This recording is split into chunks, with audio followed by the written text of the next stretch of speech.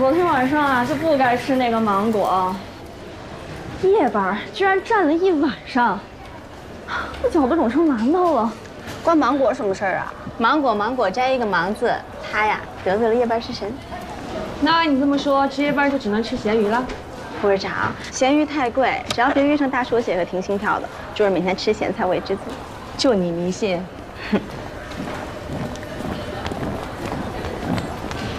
副市长，你说他能坚持多久啊？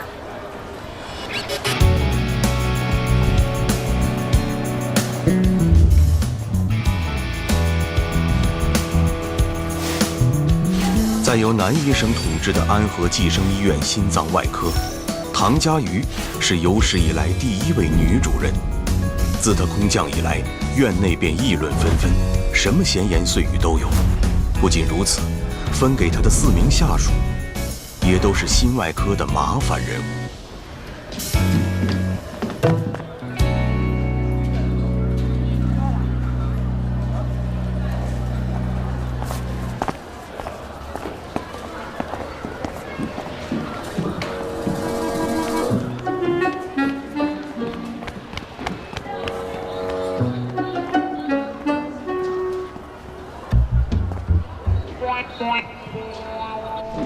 欣然，来吃早饭了。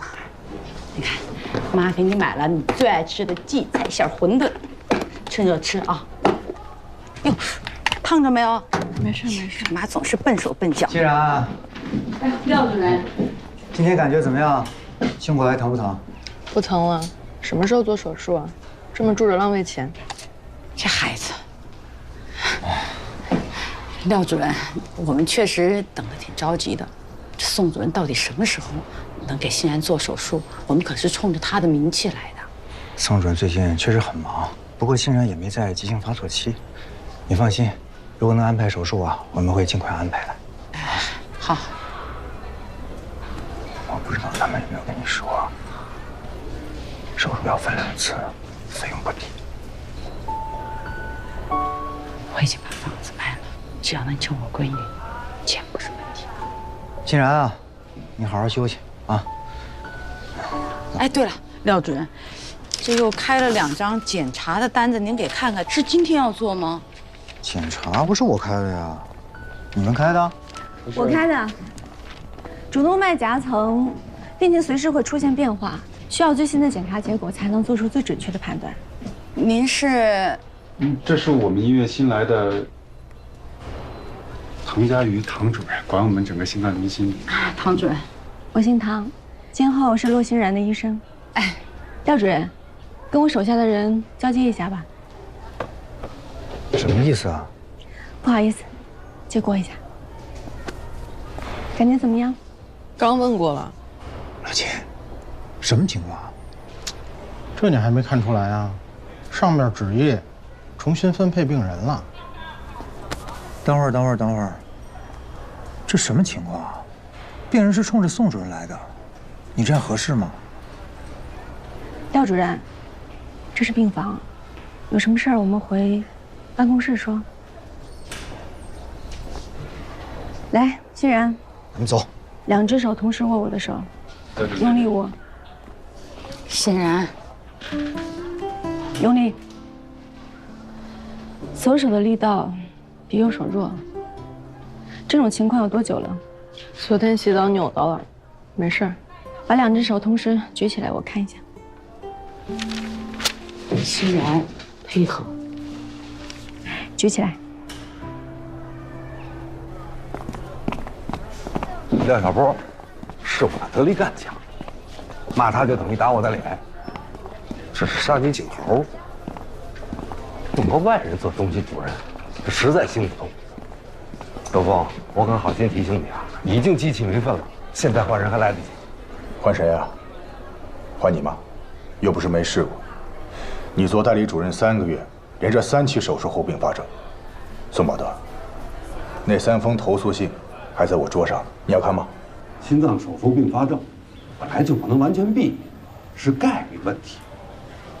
我在安和辛辛苦苦像老黄牛一样干了20年，他从国外回来，1天活没干就取我而代之，你说我这面子往哪儿搁呀？啊？你呀，想太多了。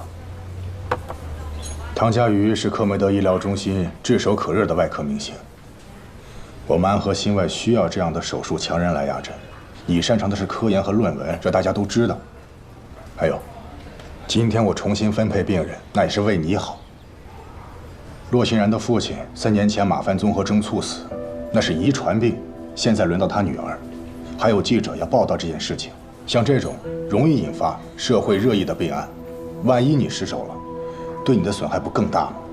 再说，你做的还少吗？你看看你给他找的那4个手下，哪个是省油的灯？她是我前女友的事儿，你也敢编？行了，别狡辩了。我和她的关系，我跟院长已经汇报了，医务处也有备案，所以，我丑话说在前头，如果有人在背后搞小动作，我绝对不会袖手旁观。那既然如此，您就先看看这份东西，然后再决定要不要袖手旁观。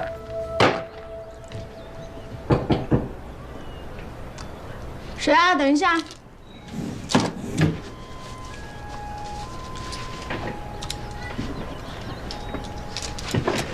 进来吧。唐主任。啊。骆欣然的检查结果电脑上现在已经可以看。嗯。这个办公室以前是宋主任的吧？您怎么知道？他的风格。哦，刚才我大概看了一下，跟刚收院的时候变化不大。这手术是不是不用急着安排？正好相反，帮我约下明天一早的手术室。David 的手术加全主动脉置换。全主动脉啊？有问题吗？没问题。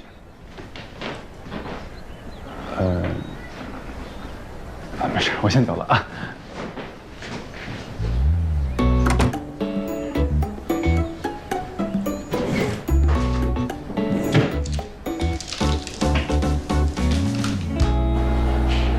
宋主任，我跟你汇报一下，骆欣然明天手术，戴维加全主动脉置换。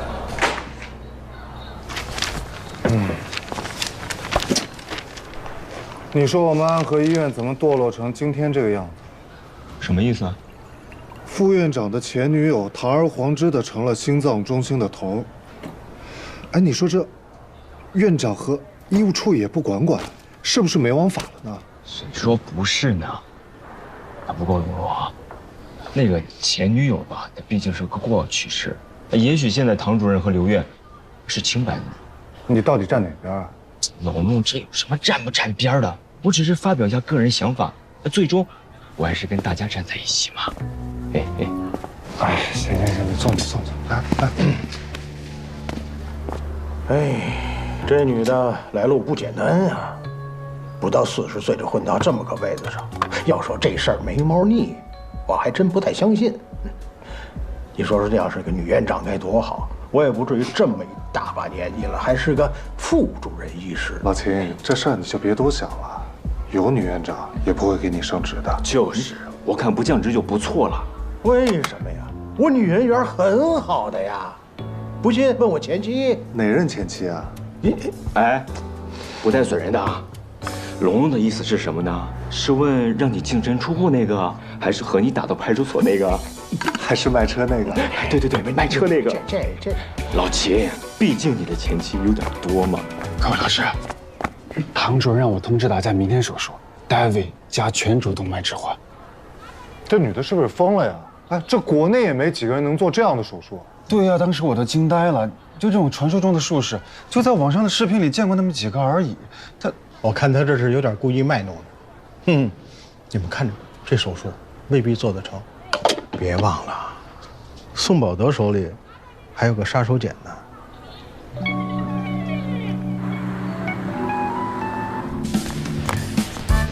叶主任，神外崔主任给我们手术室打电话，说下午3点有一个病人要做巴比妥诱导昏迷，问你有没有时间去一趟。好，跟他说我会准时到。好嘞。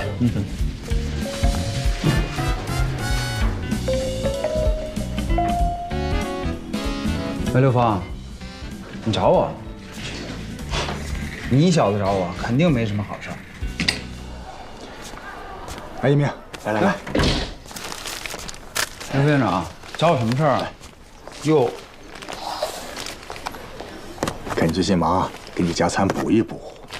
你要是把食堂的小炒拿来，你说这话我还信啊。但是这可是院门口的葱烧海参，肯定有事儿。说吧，什么事儿？你要是个女的，我一定娶你。心脏中心新来的唐主任，啊，就是你那前女友，全院人都知道了，怎么了？你看这个，他手下4个男医生齐刷刷写了专组报告，都不要跟他一个组。这心脏外科啊，最看重的就是团队合作。他们这是要釜底抽薪。现在他在心外啊，就是个光杆司令。我想他在手术室里，至少有一个靠得住的盟友。我呀，刘峰，你也知道，我这人啊，我不愿意掺和院里乱七八糟的事儿。什么乱七八糟的？这是雪中送炭。外科治病，麻醉保命。外科医生和麻醉医生本来就是背靠背作战的同袍，在手术室里给他托底，有谁比你更合适？我不行。转组申请的事儿，刘峰怎么说？哼，够他头大一阵子了。不过，那骆欣然的手术得我来做。上次那3例并发症，告诉咱们都灰溜溜的。这次啊，借着记者来采访，好好宣传宣传，咱们得扳回一局来。可那个女人有刘峰撑腰啊！我最讨厌这种靠男人上位的女人。我可是老主任的弟子，嫡传的，在这家医院，谁不给老主任点面子啊？可是老主任的性格，他能管吗？会不会管得我说了算。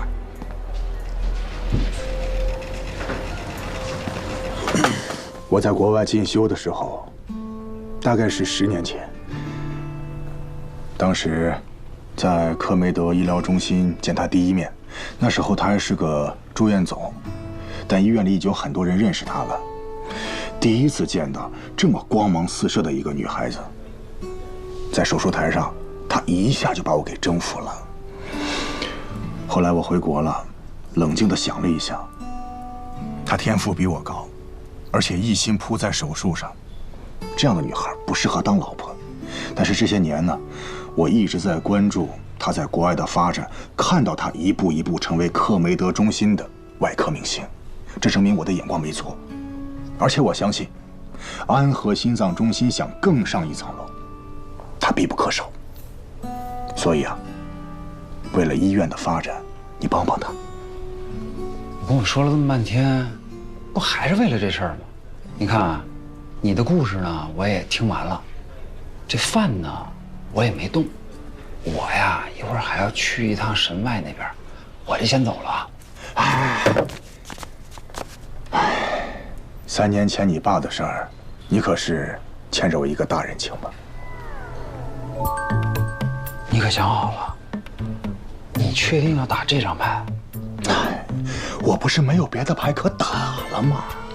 我也没什么办法呀，我只是一个普普通通的麻醉医生，我无能为力啊。假谦虚，在安和有人不喜欢我刘峰，但绝对没有人不喜欢你叶一鸣。这样，你先别着急拒绝，先再想一想。行不行？只是想想，不是答应啊！哎呀，你最好了。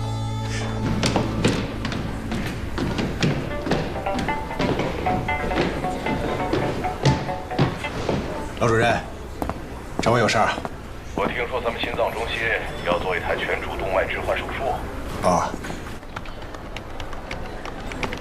骆欣然的手术取消了。我说什么来着？别小看宋宝德这老小子的能力。江百丽，23周的手术同意书签了吗？该通知术前宣教，计时计水了。护士长，刚通知那手术取消了。取消了？明天早上手术，大家都知道吧？知道。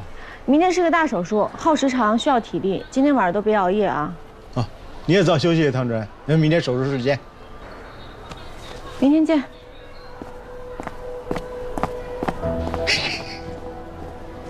哎呀，真不用告诉他吗？干嘛告诉他呀？他这么大来头，肯定有人通知他。唐主任，护士长，你有时间吗？我想跟你说个事儿。什么事儿？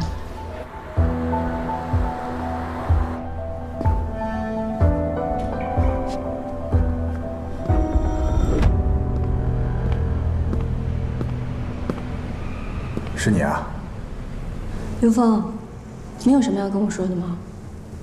关于取消手术，还有转组申请，你都知道了。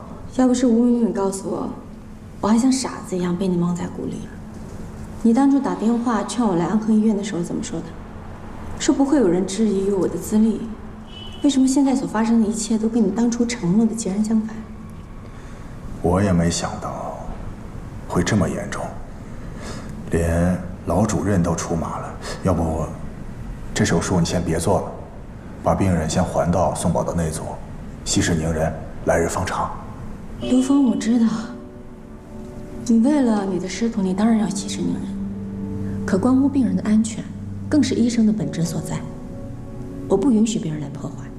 这一次，我绝不让步。那能怎么办？我该想的办法都想了。你不要忘了，我是放弃了科梅德的职务回来的，这一仗我不能输。我需要你帮我。说吧，只要在我职权范围之内。进行一次全科病案讨论。我跟宋宝德分别说出自己对于这个病例治疗的手段，让患方自己选。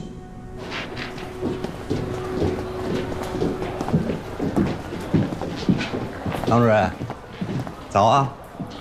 早啊，宋主任。查房啊！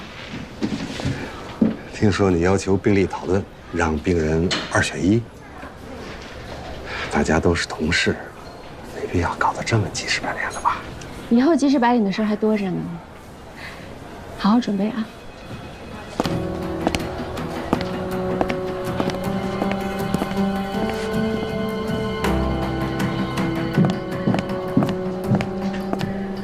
哎呀，主任，听说手术取消了。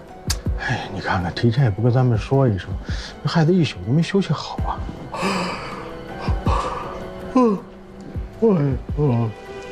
你们的转组申请我已经收到了，只是可惜，医院有它的规章制度，这事儿由不得你们，你们谁都别想。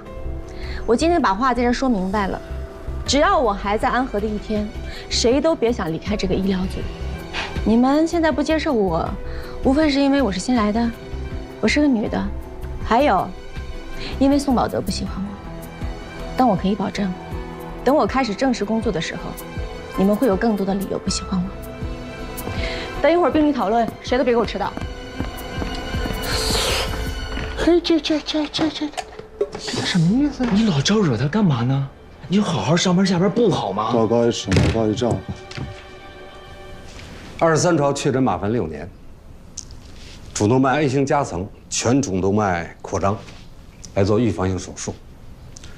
手术分2次，一期先做主动脉根部替换，置换主动脉瓣，同时替换主动脉弓。2期再做胸腹主动脉替换。这样呢，每次的手术时间短，对病人更安全。现在病人没有疼痛症状。 所以呢，我建议让病人先住几天院，把身体调到最佳状态。我说完了。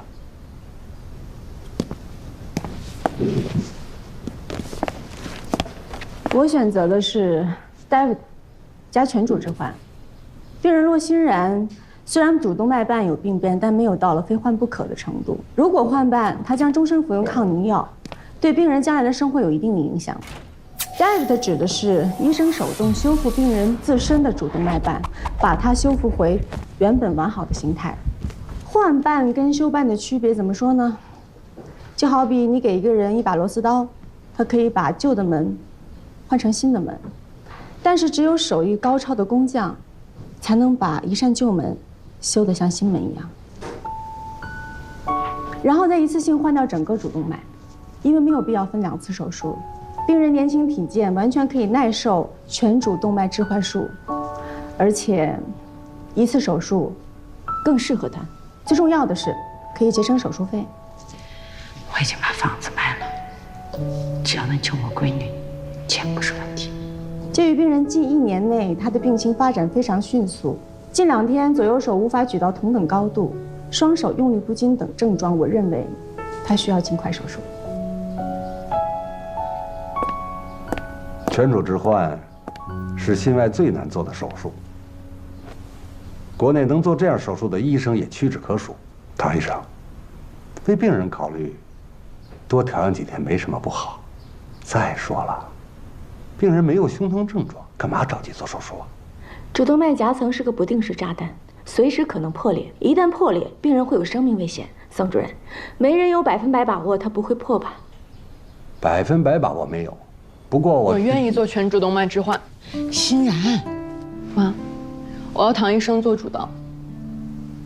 咱们再商量商量，好不好？刚医生都说了，现在不尽快做手术，夹层破裂有生命危险。我不想像爸爸一样。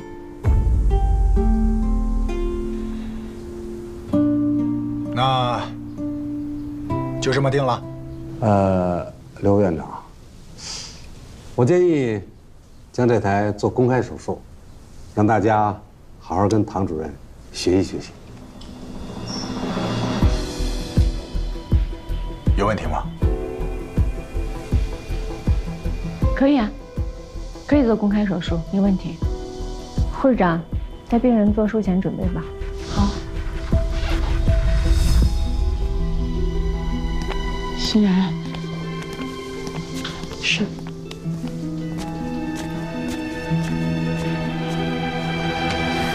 手术风险跟术后并发症我已经说得很清楚了，如果没有异议的话，就请在那儿签字。唐主任，我现在就我女儿一个亲人了，所以进了手术室，您手里可不是1条命，是2条命。我不知道能不能请求您保证欣然她会没事儿。任何医生都做不了这样的保证，只要是手术就会有风险，更何况是心脏手术。我只能说，我尽力。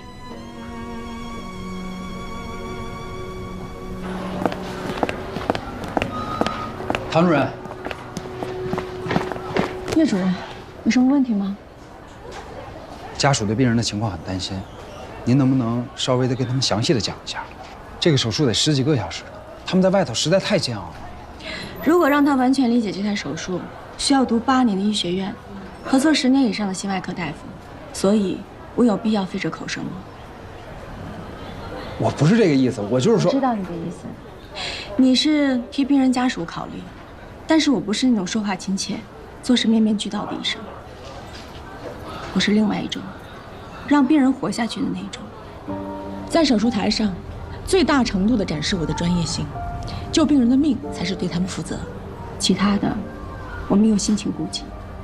如果没有其他事儿，我去准备手术。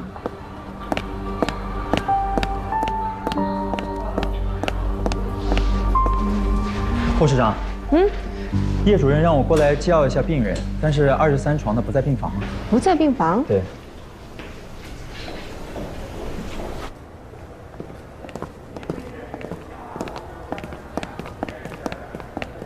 陆欣然，你怎么在这儿啊？你坐下。你不是应该在手术室吗？我选你当主刀医生，作为回报，你答应我个事儿吧。什么事儿？要是我治疗效果不好，术后并发症，你就别救我。我知道你在跟那个老头医生竞争，所以你要是不答应我，我就不做手术。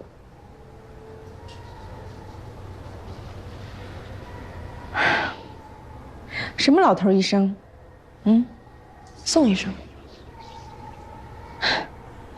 你说这句话，我真希望他本人能在这儿听见。所以你能答应我吗？陆欣然，我相信你自己应该很清楚，就算现在我答应你，但是进了手术室，我该怎么做还是会怎么做。那个时候你已经打了麻醉，什么都不知道了。我爸就是马牌氏综合症死的，主动脉夹层破裂，大出血，上一分钟还在说话呢，下一分钟人就没了。这病我知道，有的瘫痪、截肢、植物人，比死惨多了。可是你知道吗？我妈为了救我，把房子都卖了。原来我爸可疼她了，可是现在，他什么都得操心。我真的不想给他添负担了。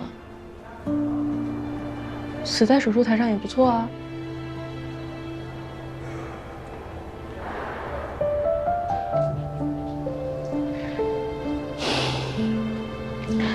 罗欣然，你现在才只有16岁。16岁？别人家孩子16岁，别人家孩子漂亮，而我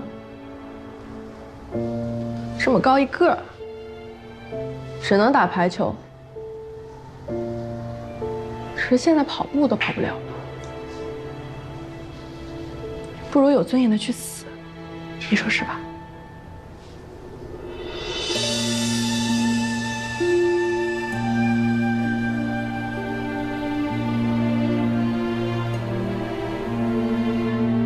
你别把我说的话不当回事儿啊！我很认真的，拜托你了。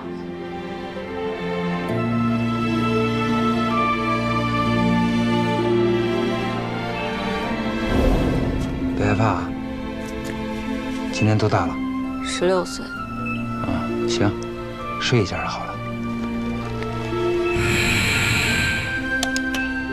可以给药了，肌松药10毫克，安定10毫克。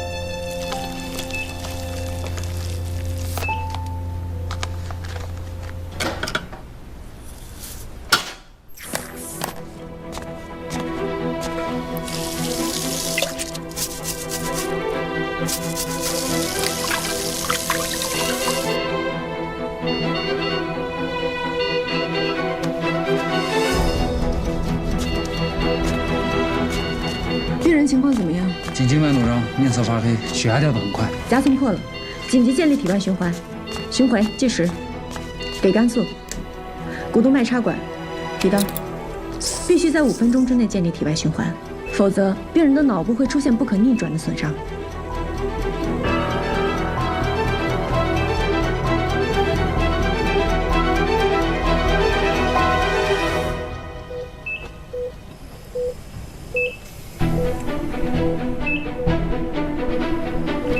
大出血，吸引器，回收血液。2分40秒。找到出血点了，清理它。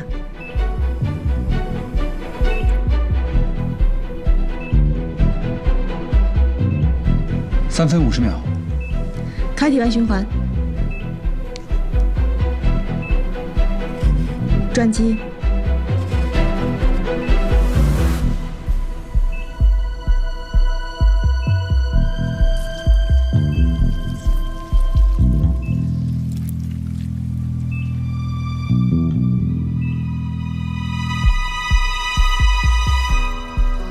体外循环建立完毕。4分10秒。4分多钟。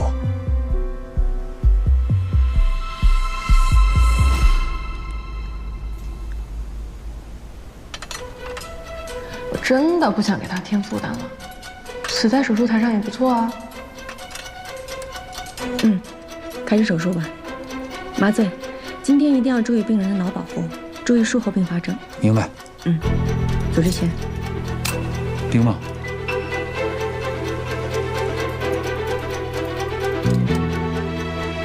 给我26/4血管。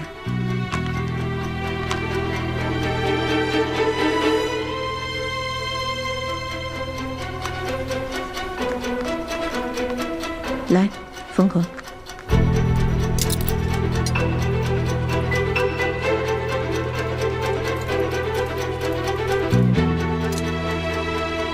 麻醉，看一下超声。反流量1.8。1.8，没问题。这么小的反流量可以正常生活，算是很理想的结果。这么高一个儿，只能打排球。可是现在跑步都跑不了了。有反流就不能跑步了。唐主任，你说什么？已经不能打球了，必须把跑步保住。我要2次休办，尽量减少反流。不，刚才休办的时候，他病变的情况比术前 CT 上显示的要大，而且现在已经没有下针的地方了。再说了，病人现在没有办法再耐受体外循环了。对呀，这么大的手术，这个效果就不错了。咱别精益求精了，行不行？是啊，我赞同老秦的说法。你们别说啊，主刀医生在想办法呢。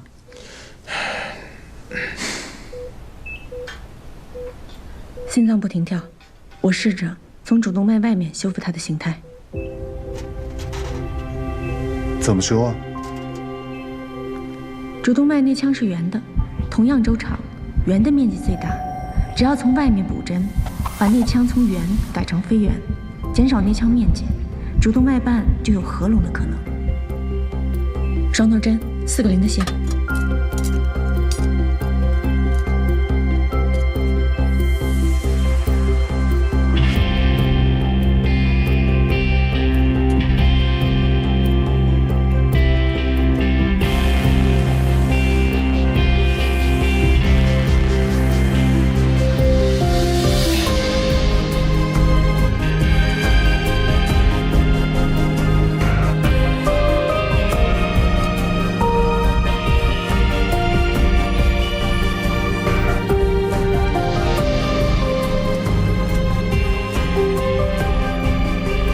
现在呢？几乎严丝合缝，0.2反流。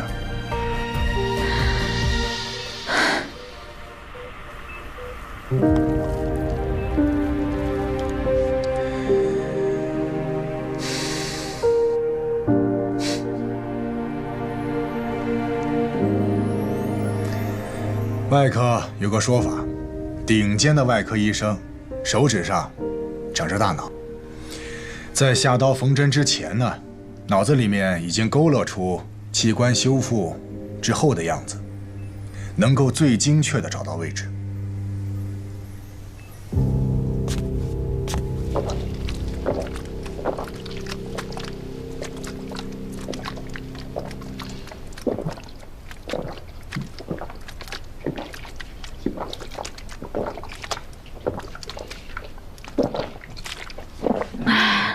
主任，病人醒了，醒得还不错。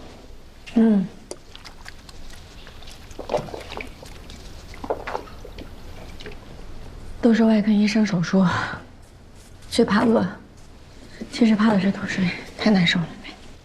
谢谢主任。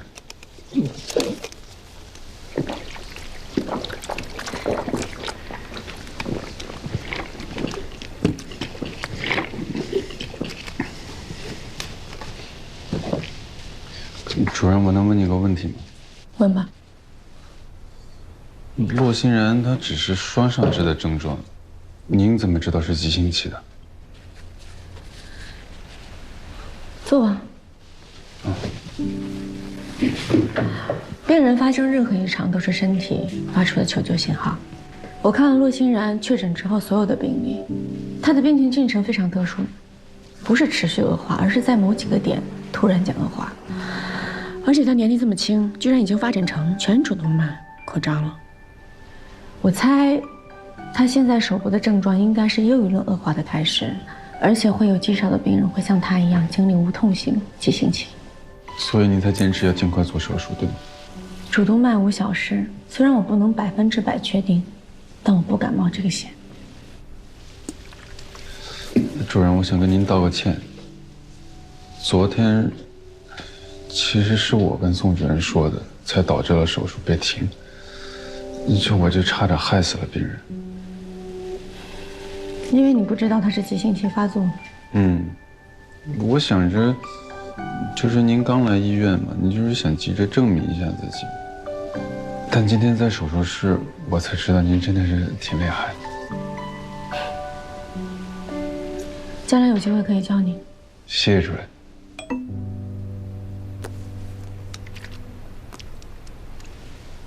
主任，每次我们大手术结束以后，都会去对面的赛因斯，他那可以凭 SCI 影响因子打折呢。要不你今天跟我们一块儿去吧？我不去了，一会儿我还有事儿。黄主任好。好的。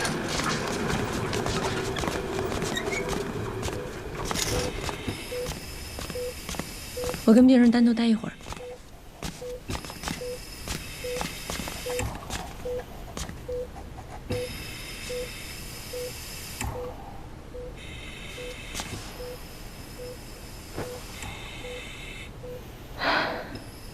手术很成功，但是术后恢复有几大难关，关关难过。如果没有顽强的求生欲望，很可能闯不过去。那我这么漂亮的手术就白做了。所以我来是要告诉你一个秘密。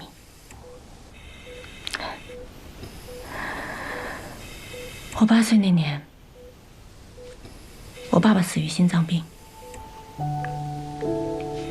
他死的时候，身边只有我一个人，所以那个时候我就知道，没有一个人可以走得很体面。后来我做了医生，救了一个又一个人，也有很多人死在了我的手术台上，但是没有一个人是毫无价值的废物。无论是美丑的、聪明的还是笨的，有钱的还是穷的，每一个在这个世界上存在的人都有他存在的意义。你就是你妈妈独一无二的女儿，你的生命甚至比她自己的生命还要重要。所以洛欣然，我要告诉你，每个人的生命只有一次，所以不管你遇到任何的困难，都不应该轻易放弃，明白吗？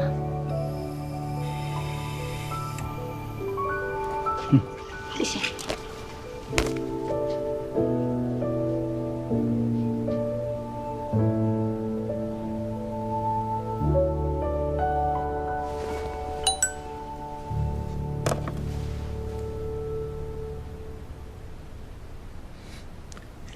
Yes， 这个高度正好，用吧。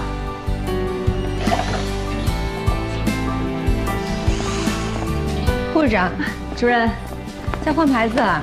是啊，按刘副院长的指示，你的医疗组今天正式更名重病组了。对了，刘副院长在办公室等您呢。啊，知道了。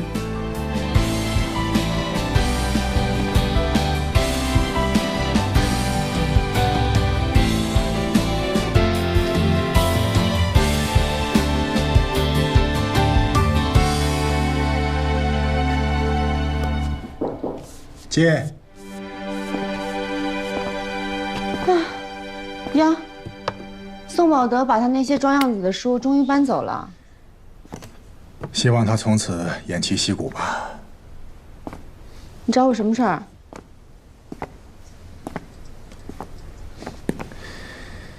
有项技术，在国外已经发展很多年，但在国内临床试验上是空白。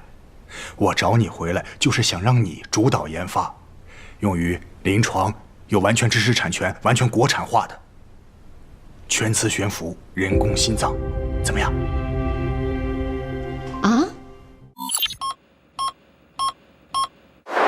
马凡综合征是一种先天遗传性疾病，得了这个病的人个头非常高大，手脚也比常人的长。曾有考古学家在古埃及壁画上发现一位埃及法老的手指异常的长，就推测出他可能患有马凡综合征。马凡综合征最致命的病变是在心血管系统，以主动脉瘤和主动脉夹层最为常见。比如美国的排球名将海曼，就是因为马凡综合征导致主动脉夹层破裂而猝死在赛场上的。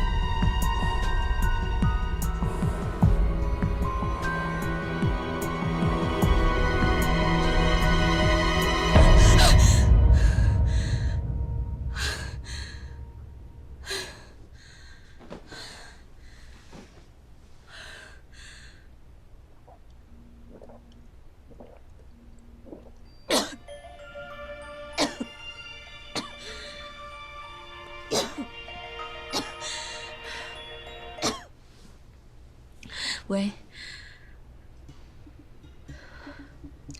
必须马上煮血，我很快就到。情况怎么样？唐主任，这还没开胸呢。还没开胸？电话里秦大中不是说大出血吗？主任，这个病人情况还比较稳定，就是一个急诊夹层，可能是120那边搞错了。不好意思啊，麻烦你白跑一趟。来都来了，我上台搭把手吧 ，CT 给我看。不用，哎呀，我也不是很累，就是昨天值了一个20线的夜班，哎，怎么着也是睡了会儿，哎，也不是太困，你还是要上。哎呦，那既然这样的话，主任做这台手术肯定做得更稳，那就麻烦你啊。那我下班回家了。你先别走，秦大中。这2天江百烈一直值一线，都长黑眼圈了。今天让他回家休息，你顶他。让我当2助？主任，我没事的。你不是不困吗？我是不太困，就是我这手都脏了，这还得重新洗手，太麻烦了啊。那你还愣着干什么？刷手去。病人情况？哦，对了，秦大中，又怎么了？今后再有这种情况，没有搞清楚病情，不要给我打电话，不然我永远让你做2助。急诊夹层，现在一切状况正常。叶主任，可以开始吗？可以了。手术刀，电刀，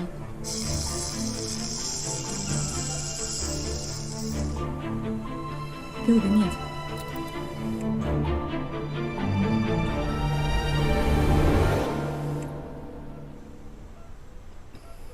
可以了。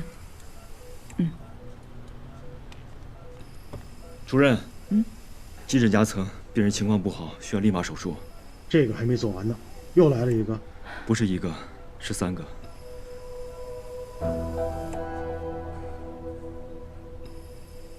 危重症患者，你120急救车直接给重病组打电话要求接诊，这符合规定啊？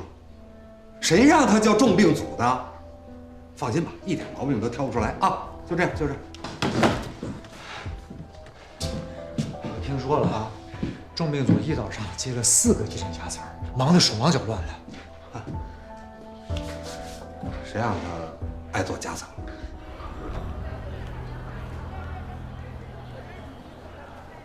哎呀，叔，您不饿呀？快1点了。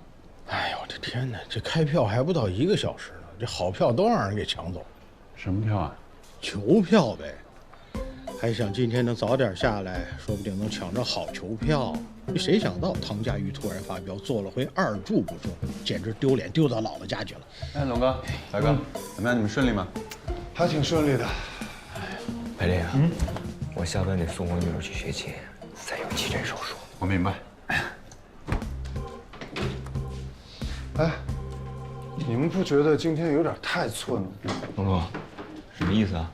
你看啊，每个病人送来前，120都会打电话要求重病组接收。首诊制度加上心脏夹层又是危重症，重病组必须收，而且是来多少收多少。这像宋宝德干的。不可能吧？宋主任是不会干这样的事儿的。宋主任是我师哥，对我特别好，人也特别好，这肯定就是巧合而已啊。年轻人，真想送你3个字啊！我来。太年轻。吃饭吧你。不可能是宋主任吧？哎，不能，来，快吃。哎，不饿。喂，刘峰，我在手术室没接到电话，你要请我吃饭？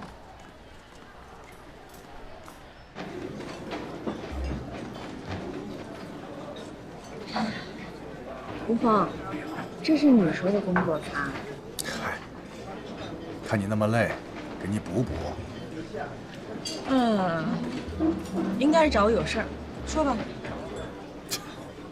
你这个人，跟那谁可真像。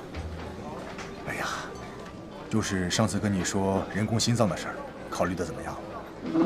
我考虑什么呀？我不是已经拒绝你了吗？你再想想，你在科梅德也做过很多起人工心脏的手术，你很清楚这东西意味着什么，尤其是对心衰晚期那些没有移植供体的病人，人工心脏就是他们最后一道救命符。在国外，临床已经普及了，可国产的迟迟搞不出来，病人用不上，你不着急吗？我当然知道人工心脏是多么的重要，但是这个事儿太大了，我真的弄不了，别再找我了。我知道，你说过你回国是因为国内可以遇到疑难杂症机会比国外多，你只想做手术，没有搞过。哎，行了，我自己说的话我记得，你不用重复了，答案你已经知道了。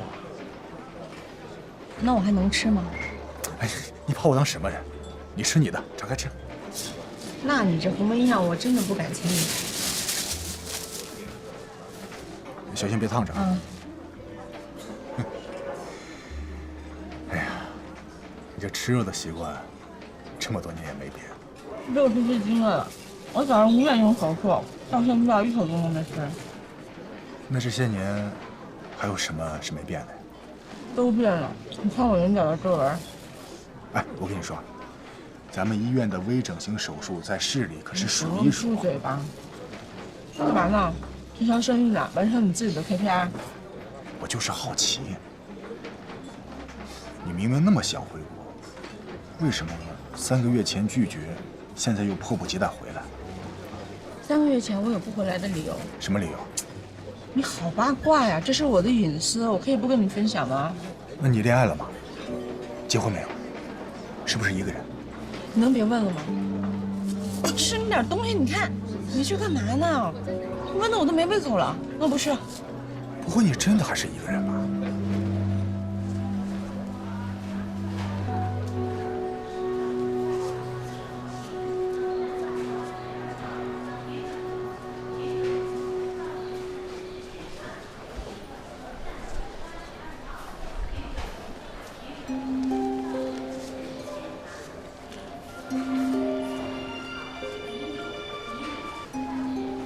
喂，好，我马上过来。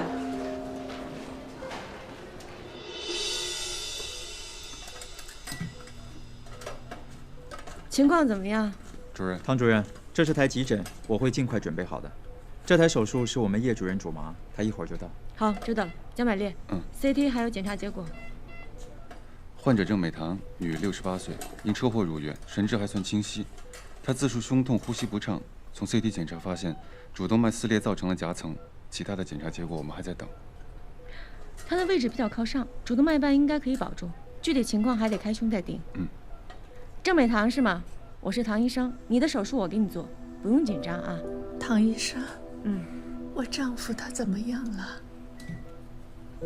开车的就是她丈夫，颅脑外伤，现在还在省外抢救呢。哦，是这样的，你丈夫现在在神经外科，等一会儿你手术完醒过来，他有什么情况告诉你，好吧？都是我不好，今天他人不舒服，我还让他开车，他早上就说头痛的厉害。出事前他头疼啊，他这几天心口闷，脚上还长了个白斑，也说痛。脚上长了白斑啊。麻醉来的比外科还晚啊！哦，不好意思啊，刚才有点事儿不在科里。郑奶奶，我们开始做麻醉了啊，睡一觉就好了。你等一下，我还有话说。唐医生，替我去看看我丈夫，我不知道他怎么样了，我不能让他一个人啊。你不用担心，先麻醉好吧，其他交给我们。你放心吧，有什么事儿神外那边会通知我们的。现在开始麻醉了啊，放松。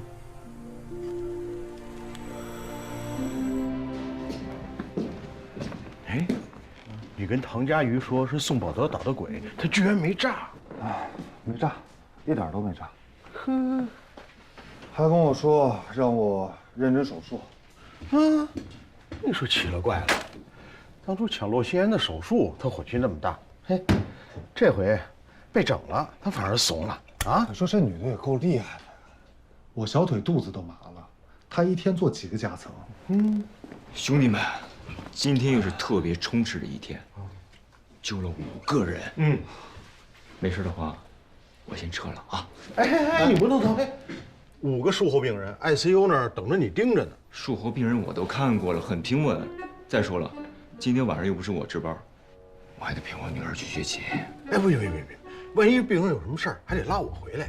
哦，不，这病人的生命高于一切。我觉得你刚才说的特别对，病人的生命高于一切。但是您知道吗？还有一件事儿也高于一切，就是陪我女儿去学琴。哎，走周大，嘿，哎呦，你说这个周大啊，就知道老婆孩子热炕头，胸无大志。当初你们都争着上手术的时候，只有他说愿意放弃，说愿意留在病房啊照看病人。你说是这，所以嘛，他的家庭还在。哎，小龙，你这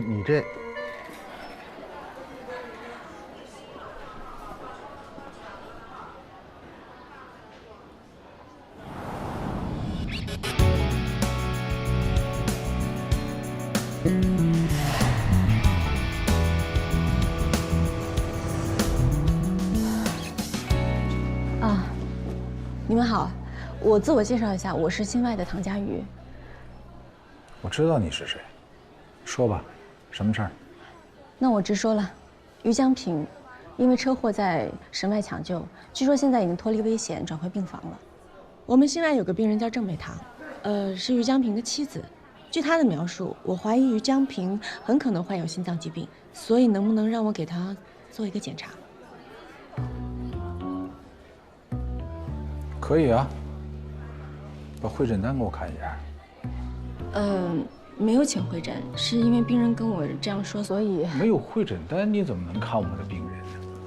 我们神外自己的病人，我们自己搞得定，请回吧。那能不能？唐主任，我们听说了，你有抢病人的爱好，但这是神外，我们崔主任说不行，就是不行。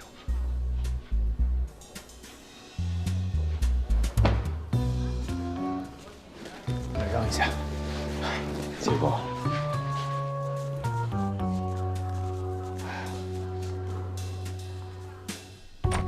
唐佳瑜，你到底怎么回事？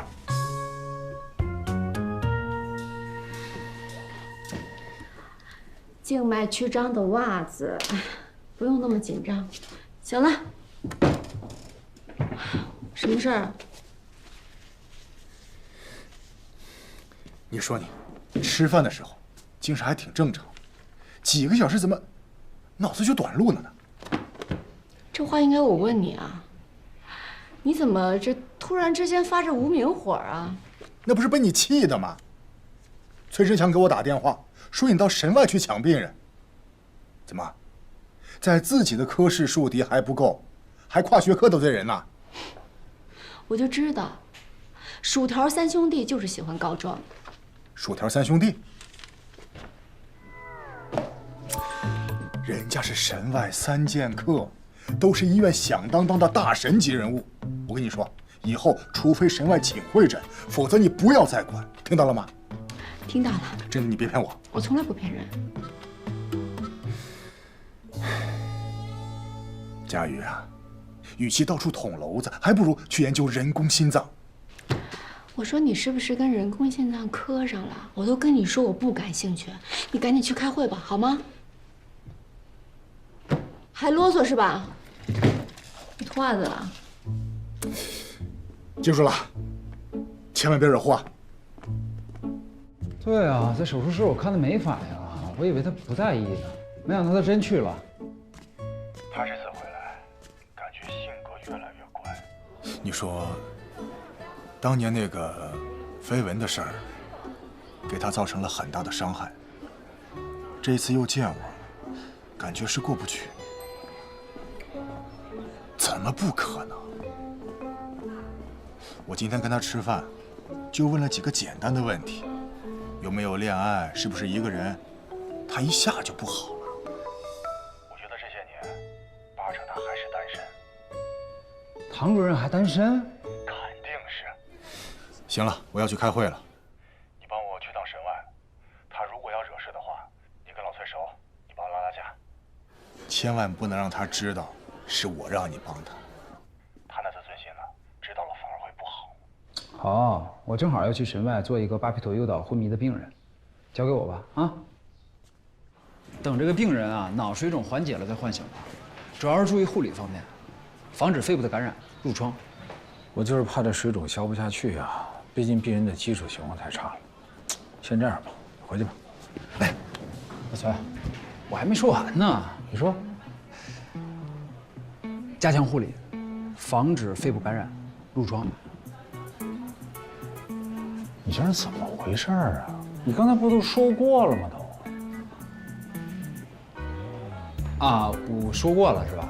啊，那说过了，那就没事了。你去吧你。怎么回事啊？这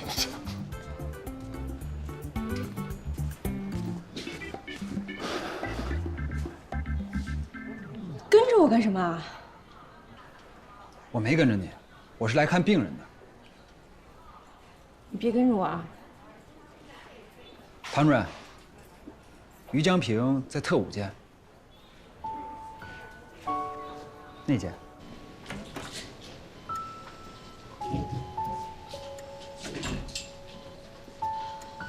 唐主任啊，我给病人检查一下。老崔，你怎么还没走？啊，我这不是还没说完呢吗？哦，你说。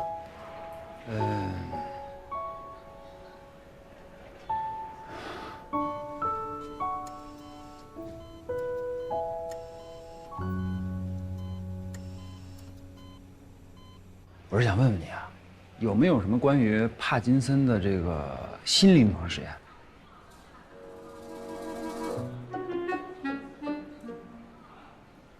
我知道，你原来是为这个事儿啊？你怎么不早说呀？你爸现在情况怎么样了？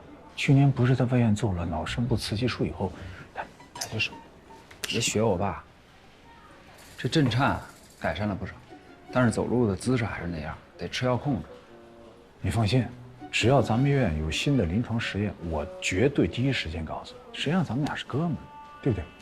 还有啊，这事除了你和我，医院还有别人知道吗？除了我们家里人，就你和刘峰了。我感动了，你把我当成你的家里人。你放心，我这人历来是守口如瓶，我这嘴。崔主任。啊，来了。唐主任，你怎么又跑到我们神外病房来了？我是跟你说，我们神外病房的病人跟你有什么关系？你这是明知故犯，你知道吗？不行，我今儿必须得给刘副院长打个电话。哎，他又跑到咱们神外。别着急，人刘副院长现在开会呢。病人是先出现脑梗，才发生车祸的。唐主任，你是不是把顺序给搞错了？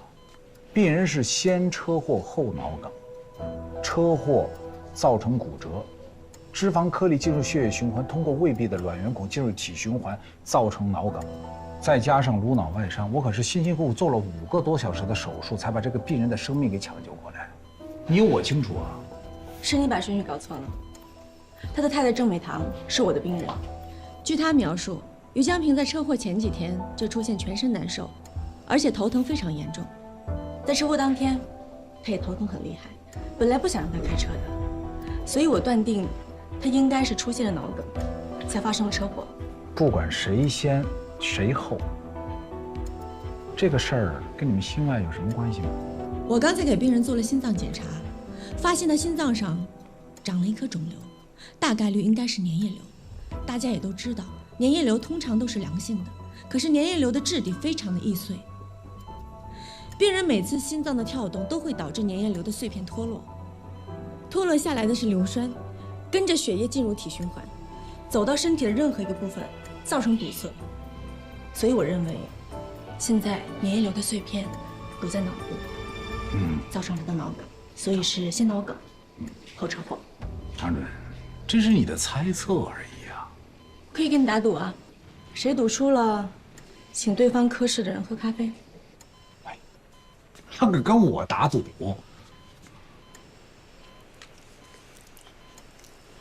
在这儿。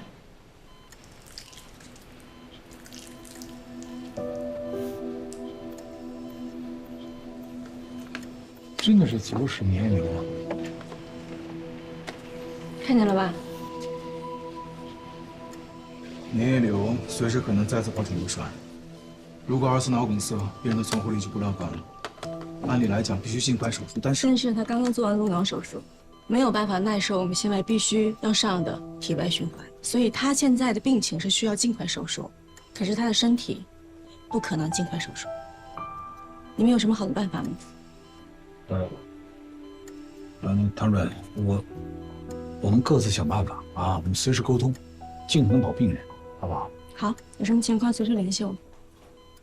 你赌输了，明天请我们科室的人喝咖啡，我喝摩卡，双份奶油。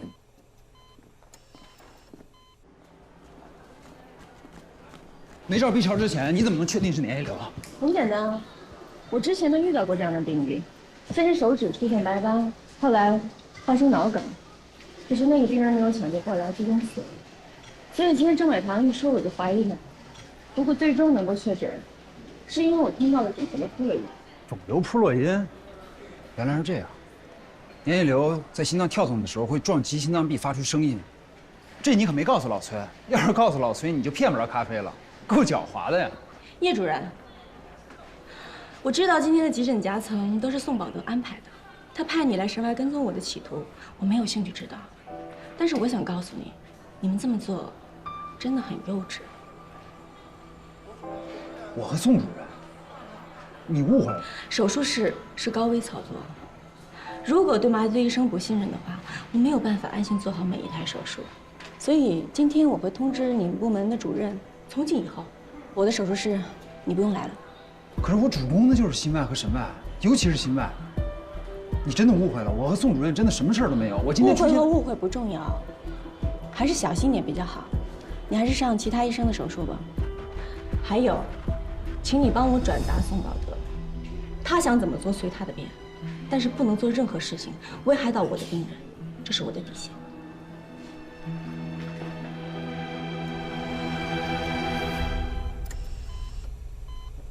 你醒了，医生，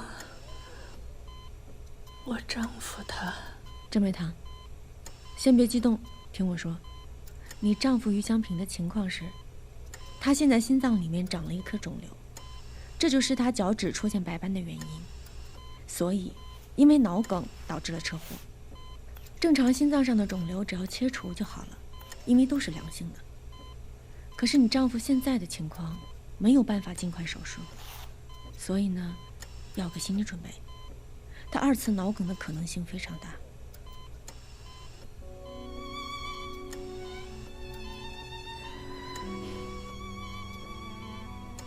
医生啊，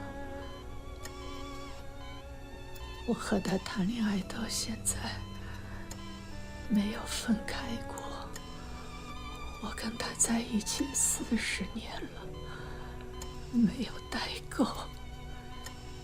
你救救他，别激动，请你救救他。不要太激动。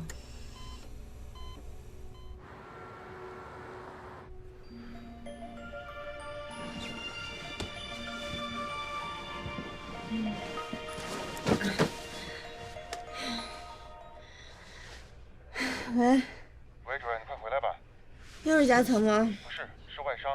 120打电话给值班室，要重命组接诊。主任，秦主任让你快来，说他搞不定。我知道了，马上过来。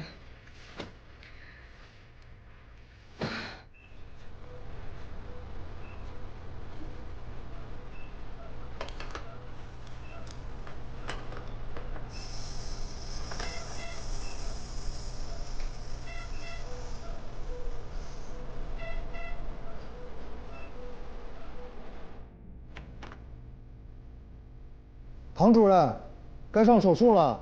啊，知道了，你先去，我马上过来。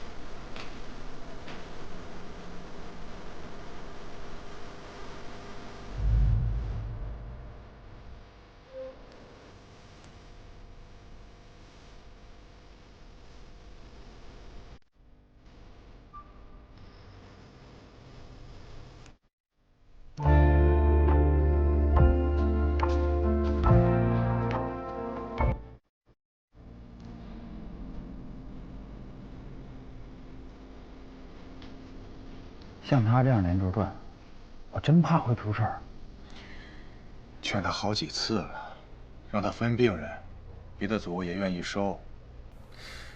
不就服个软吗？这几天看起来大家也能够理解，但他就是不听，还让我不能管这事儿。他就是跟宋宝德给杠上了，非赢不可。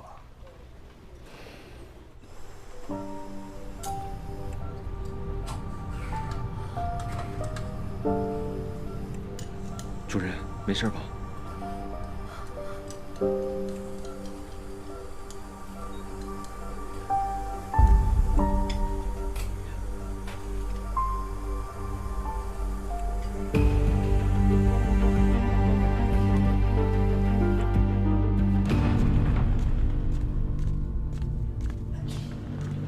主任，哎，楼上东说下一台还是夹层，几号手术室？不用去了。怎么了？病人送来手术室的路上夹层破了，也没救过来，就差那么几步。这个主动脉夹层真的是分秒必争才行。是可惜。主任，您的手怎么？哦，没事。你回去睡会儿吧，我看您累的。反正现在也没有什么新的病人送过来。那哪行啊？病房还那么多病人。钱老师他们在呢，真有什么事我再给你打电话呗。那也行，有什么事你给我打电话。放心吧。白莲，哎，叶主任，你们组还有手术啊？暂时没有了。我看唐主任太累了，我让他回去睡会儿。先走了啊。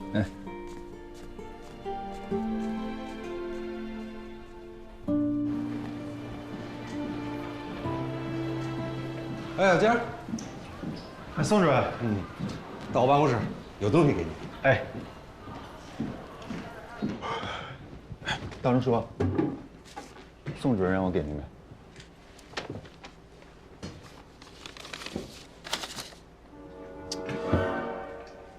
这个宋宝德一点活路不给人留。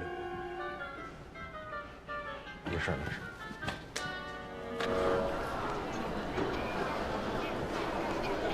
你好，第3诊室。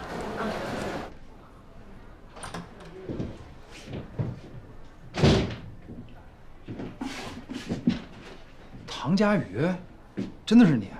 我看挂号系统，我还以为是同名的病人呢，怎么来疼痛门诊了？坐吧。我来看手。手怎么了？应该是腱鞘炎吧，有点压痛，行动不便，给我打一针封闭吧。打封闭，看看。疼吗？疼。动动。最大啊！你这个过度劳损造成的，热敷，少用手，不用打封闭，过一段时间就好。不行，我今天还有手术，我必须保持手的灵活，必须要打封闭。唐主任，外科医生的手，对外科医生意味着什么？我想不用我说，你应该也很清楚吧？就是为了跟宋宝德赌气，拿自己的手冒险，值得吗？你不会以为我这么做是为了跟宋宝德赌气吧？不然呢？我想不到其他原因。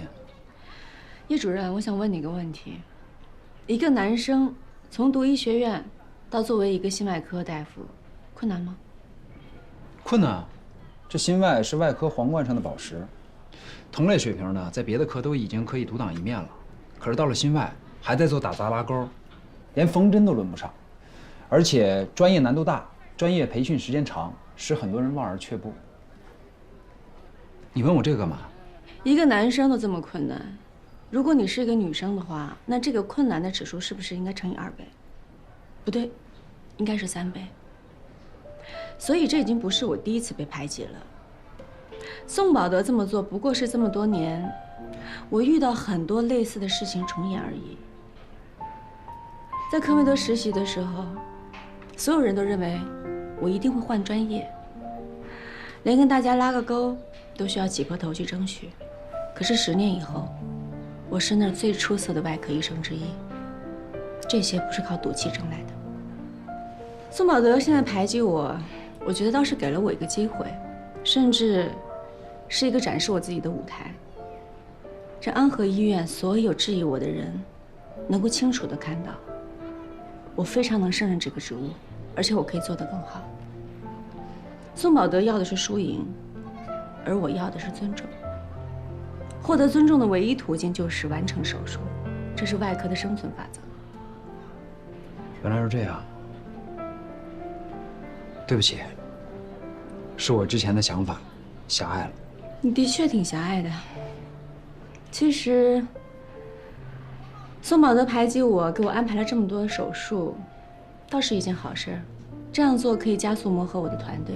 现在我完全知道我手下的医生他们的优缺点。要不是因为最近手术太忙了，我真的应该抽出时间请他吃顿饭，谢谢他。那，再给我检查一下。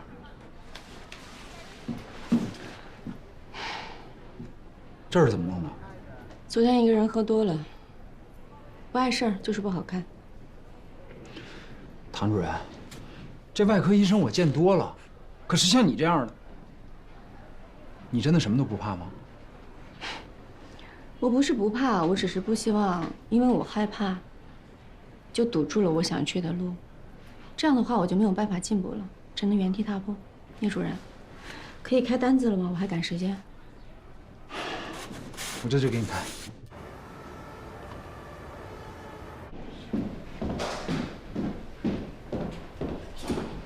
哎，主任，哎，部长，郑美堂找回来了吗？找回来怎么样？生命体征都很稳定，就是情绪不太好，很担心她丈夫的情况。您和省外的人想好手术方案了吗？还没有。哦，休息室给你留了盒饭，你快去吃一口吧。好。哎，ICU 打电话说，怕传上 ECMO， 还没签同意书，催咱们呢。那马上跟江美雷说一声。ECMO。不用体外循环，改用 ECMO， 也能够达到维持循环的目的。这样可以少用肝素，尽量避免病人术中术后脑出血。但是 ECMO 是一个封闭系统，用它的话，心脏不能停跳。那出血怎么办呀？加个快速输血装置，把血吸走，相当于一个心脏不停跳的手术。这是个好办法。可是，也不是很保险。但是多等一天就会增加病人2次脑梗的风险，只能冒险了。当中如果出现任何问题，省外随时介入。那就这么办吧，我怕再拖下去，到时候还有别的事情发生。啊，我想今天晚上手术。虽然我知道最近大家都很累，可是，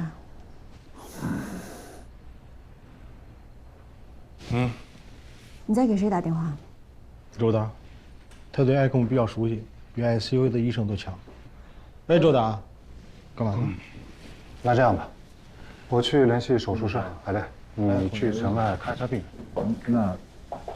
那我去给大家买咖啡吧。那个，我知道，摩卡加双份奶油，对不对？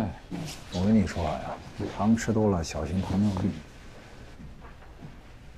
ECMO 联系好了。辛苦了。有别的事儿也尽管说话啊。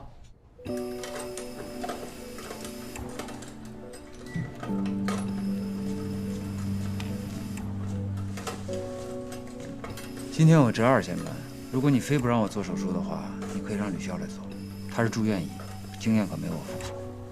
这台手术你要想上可以上，但是今后希望你不要再出现在我的手术室。可以了。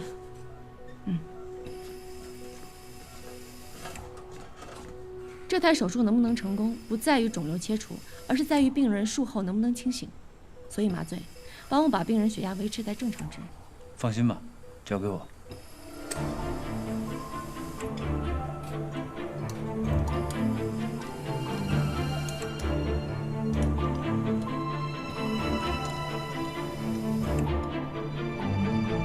切除完毕。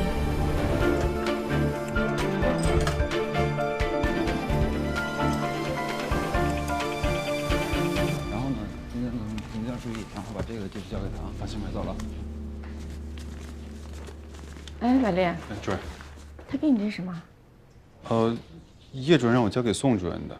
上次宋主任找他咨询病人术后疼痛管理的问题，这个病人在外地，里面都是他自己记录的用药量什么的情况。哦，是这个啊？哦，没什么，那你走吧。行，主任再见。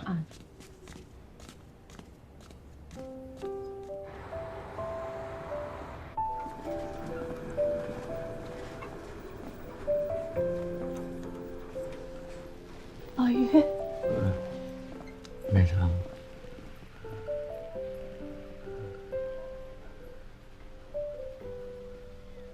医生说，我们都脱离危险了。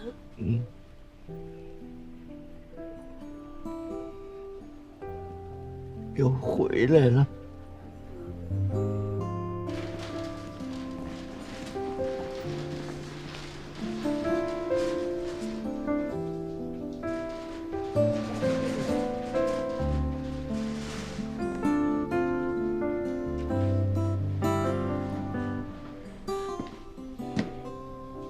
看什么呢？我在想，为什么2个人能在一段婚姻里坚持40年，还这么恩爱，太不可思议了。 2个人呢，在一起生活了40年，并且还能在一场车祸里幸存，这简直就是奇迹了。啊，这个奇迹是我创造的。对对对，都是你。啊，对了，叶一鸣，之前我想跟你道个歉，我以为你跟宋宝德你们之间，还有，在神经外科你为什么要跟踪我？这个嘛，这个我不好讲啊。刘峰让你去的吧？你知道是刘峰让我跟着你的。当时邱正强要给刘峰打电话。别着急，刘副院长还在开会呢。你说他在开会，后来我才觉得，一定是他让你跟踪我，不然你怎么知道刘峰的行踪啊？这可不是我说的啊，是你自己分析出来的。刘峰啊，他没有恶意，他就是关心你。我知道，他是为我好，人也很好，只是有的时候做事儿，可能他觉得我这个人是需要被拯救吧，但是事实是根本不需要。行，那以后啊，我呢就不多管闲事了。我不是这个意思。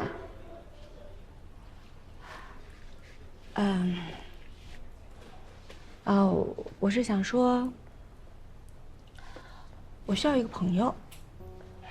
我现在这个时期呢，又到了一个陌生的环境，所以很需要一个朋友。你听过一句谚语吗？这个谚语说，一个外科医生，如果只能交一个朋友的话，就必须交跟他同一个手术室的麻醉医生。所以，叶一鸣，你愿意成为我在安和医院的第一个朋友吗？你这是什么谚语啊？是你自己瞎编的吧？那行，我想想啊，这是愿意还是不愿意？还用想吗？那勉强就算了。我愿意，我愿意和你做朋友。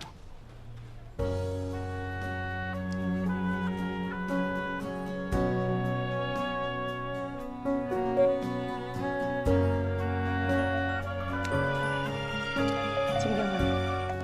喂，好的，知道了。急诊是吗？啊，行，马上过来。我这就过去陪啊。急诊夹层。新一轮又开始了。你手还行吗？好多了，我相信宋宝德坚持不了多久了。一会儿手术时间。手术时间。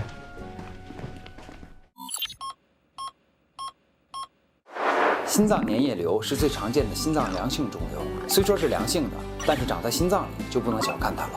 心脏粘液瘤随着心脏的收缩和舒张而活动，它的瘤体很脆，活动时容易掉下碎片，碎片随血液循环游走全身，停在哪里就造成了哪里的器官栓塞，后果十分严重。我们要大胆的创新，做出一个不是血泵的，让他们看看嘛。我一直强调，做什么都不能丢了气势。哎，你说慢点儿。感觉怎么样？我们不和他合作，只要你主导研发，工程师人选你来挑。谢谢你，我不考虑，我没兴趣。哎呦，我就奇怪了，医院全力的支持，给你最大的研发自由，去做一个跨时代的医疗器械。哎，我也奇怪了，你一个胸外的，主攻肺移植的，怎么对人工心脏那么感兴趣啊？那个，为广大患者谋取福利。那什么，院长过2年就退休了，他希望我做接班人，更进一步为患者服务，特别是研发全磁悬浮人工心脏，对医院来说是很重要的目标，只能成功不能失败。我就知道你是为你自己着想的，同时也是为了广大的患者谋取福利，这不矛盾啊！我和患者的利益本来就是一回事。国外人工心脏早就成熟了，为什么不进口？就是因为价格太高，价格高形不成市场。可是现在全国每年的心衰患者已经突破了1000万大关，只要研发出用于临床的国产人工心脏，才能把价格降下来，才能满足广大患者的需求。你搞研发根本不是我擅长的领域，你让我去，那不是浪费我时间吗？还有你说那句话，1000万患者的时间，你找别人吧啊，我不考虑。哎，你干什么呀？你松开！你是最合适的人选。你让人家看你，快点松开啊！你去做吧。你抓着我干什么呀？松开！哎，院长。刚才我在行政楼看见唐佳瑜和刘副院长公然的拉拉扯扯的。唐主任的手术技术咱都见识过了吧？人家的私事，咱不多嘴了啊。哎，但这2个不能混为一谈，技术是技术，人品是人品。一想到他是因为和刘副院长关系不清不楚才上位的，你就一点不生气了？我气呀！一开始你们都生气，我也觉得可气，但是后来我冷静地想了想，你说气什么呢？气坏了身体是自己的，龙龙。我觉得吧啊，只要能够按时下班，按时发工资，龙龙，其他的事情咱别多管。是，说的都对。所以为了我的身体，我以后也应该少跟你说话，因为跟你越说我越气。换药去。你气什么呢？护士长，他来了，让大家准备吧。哎。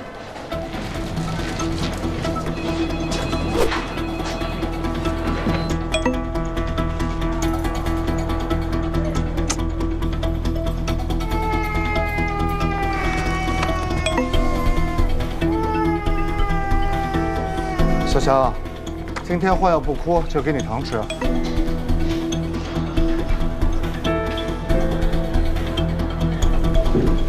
哎，主任，您可算回来了。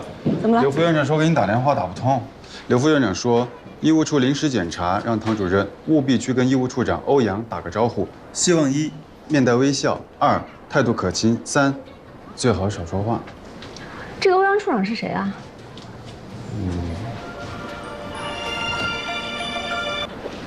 喂，今天医务处临检，你要是有时间的话呢，最好能提前去跟医务处处长欧阳认识一下。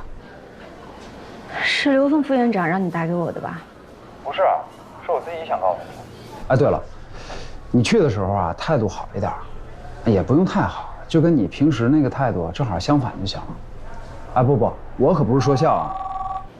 哎，我这有一电话啊，先挂了。怎么感觉？ 你们都挺怕这个欧阳处长的。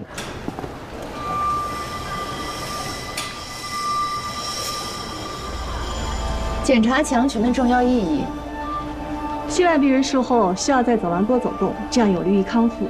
病人走路时手可能会扶墙，扶过墙的手又很有可能会接触到伤口，所以不仅是强群，整个心外病区都应该保持干净和整洁。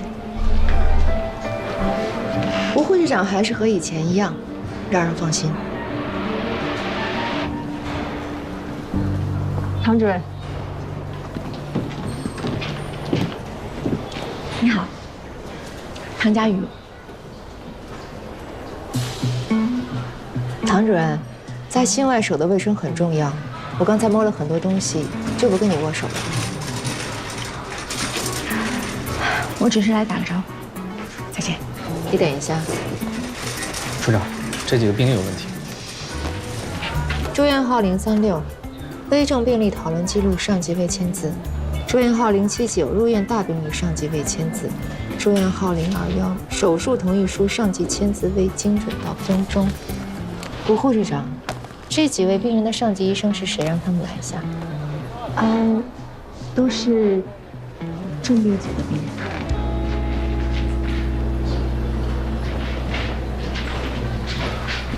不好意思，欧阳处长。 可能是最近工作太忙，我忘记签了，我马上去补签。按规定，1个月病例违规超过3次是要扣10%奖金的。扣吧，再见。还有，还有什么？听说唐主任上一份工作的薪水很高，可能不在乎这点奖金。 但是作为中心的主任，我有必要提醒你，希望你今后可以以身作则，严格要求自己，为心外的人做一个表率，而不是充当反面典型。否则的话，难以服众。你说的没错，我之前的薪水底算很高，而且一定比你想象的还要高很多。我是克梅德医疗中心薪水最高的外科医生之一。 既然今天说到这儿了，我就多说几句。医院用那么高的薪水请我来，用我这双手是来手术的，不是签字的。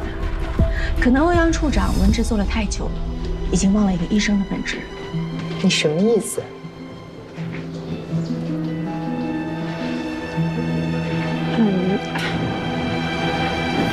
主任，仪式平台来电话，黄雪春死亡供体了。是吗？供体在我们安和。 那是不是给器官移植的协调员打电话就行？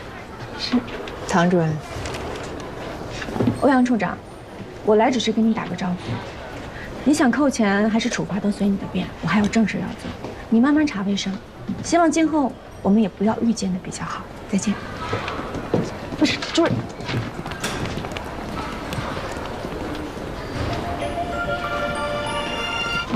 接通了。哎，你好，我是新麦唐家瑜。啊，对，器官移植。你办公室在几层？我去找你。你转身。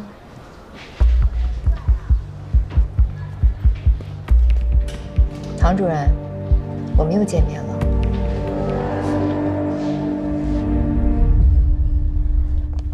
唐医生，好久不见。唐医生，哎，又见面。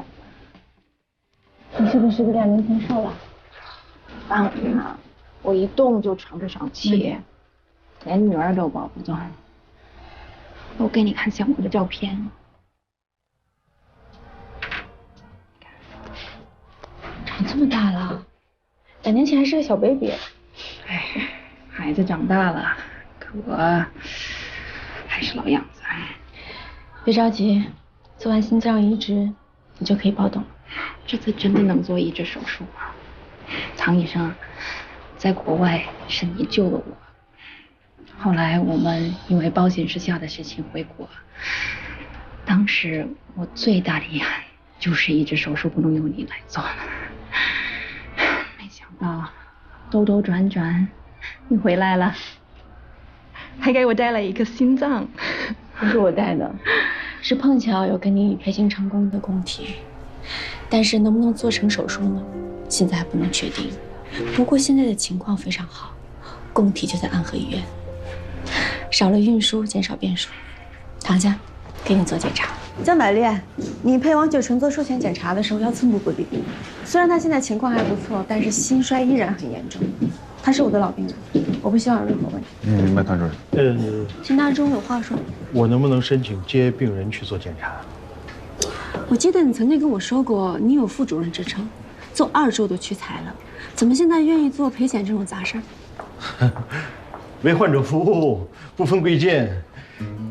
主要是我对这个病例比较感兴趣。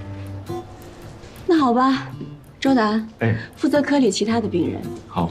龙向东、江百烈，你们2个负责从捐献者那取供体，开胸之后确保心脏 OK， 给科里打电话。好的，唐主任。那还有其他吩咐吗？没有了。走。哎，你跟我们唐主任在国外就认识啊？对，我有遗传的扩张性心肌病，第一次发病的时候是他救了我。那他在国外怎么样啊？都什么情况？你指什么？工作。像可梅德那么有名的心脏中心，那儿的人都怎么看他呀？评价很高啊。2位好，我是安和医院医务处处长欧阳真宇。请问2位是袁蕊的父母吧？啊，我是袁蕊的爸爸。小蕊怎么样了？电话里头说，她遇到车祸了。因为2位在外省，所以电话里面不方便细说。很抱歉，经过医院多个科室会诊，你们的女儿袁蕊。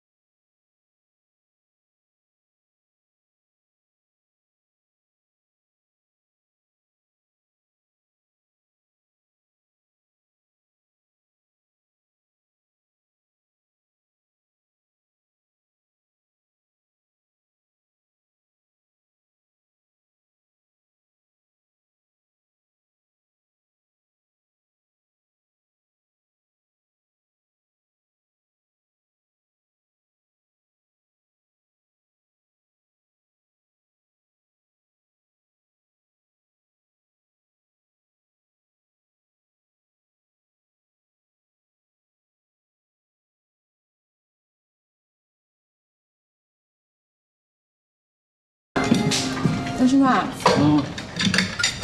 今天拜你所赐，我站着都特别讨厌你。那不用问了，一定是欧阳真宇。他为什么那么讨厌啊？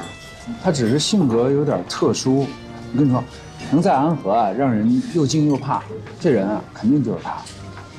哎，我觉得你们俩性格挺像的，其实以后没准可以成为朋友的。你说什么？我跟他像啊？哪儿像啊？他是个机器人。我跟你说啊，欧阳在安和10年了，他是从医务处最基层做起来的。他刚到医务处的时候，应该没有这么讨厌吧？好像也是这样。啊？那他上级领导怎么能受得了他？院长特别欣赏他。你看他平时工作认真、铁面无私，做事呢有自己的一套原则，从来不动摇，所以大家才这么敬重他。哎，被你花成一朵花了。喂，说。进。家属为什么会拒绝捐献？坐。我问你，家属为什么拒绝？在国内，器官捐献不容易被接受，这是很正常的。你说的真轻松啊！江百烈说，家主强调不允许协调员，也就是你进入病房，也就是说你在协调签字的时候态度有问题，所以才给家属造成这么强烈的反应。这么难得的供体就被你这样弄丢了。病人是人，捐献者也是人，请你不要一口一个供体。你是我见过最差的协调员。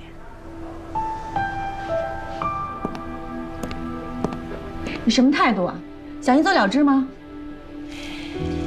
我搞砸的事情，我来补救。我得盯着你一塌糊涂。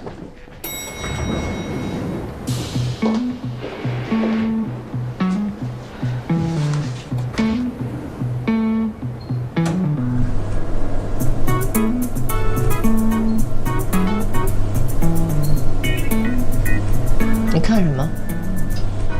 找电线。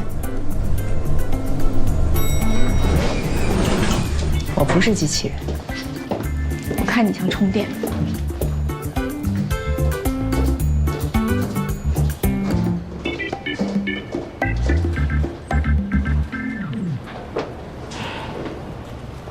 你跟我进去可以，但是要答应我一个条件。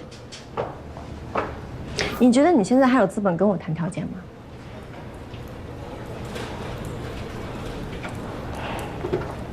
说吧。不要插话，你不招人喜欢，我不想因为你引起家属的反感。我不招人喜欢。我可以同意，但是你必须要说服他们同意捐献。这个我不能保证。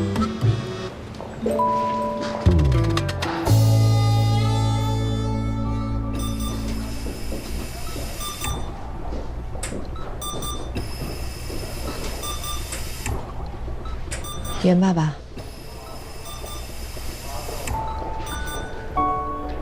到现在，孩子他妈都不愿意进病房看看小蕊。你走吧，我们不会同意捐献的。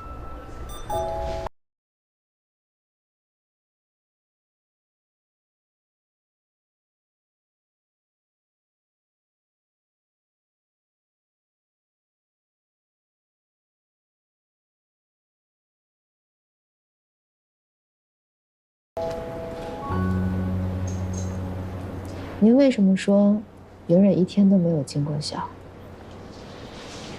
和你没关系。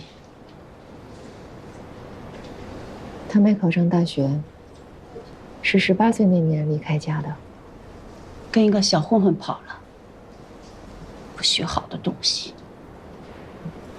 5年，一次都没有回去过，还偷偷跟他爸借了一大笔钱。这些也就算了。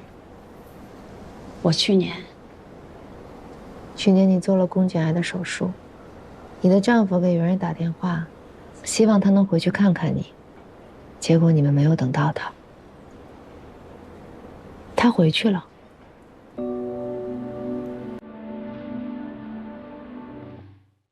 这是跟他一起合租的那个女孩给我看到的他朋友圈的截图，他当时看到就截图了，下边是定位。取名是第一医院，应该就是你做手术的那个医院吧。他真的回去了？对，虽然我不认识袁蕊，但是听合租的女孩说，她是一个热情、善良、大大咧咧的女孩。袁蕊离开家不久，就和那个混混分手了。第2年，和她的朋友一起学了美甲，开了一家小店。跟你丈夫借钱是因为被人骗了1年的房租，不过后来的情况好转了。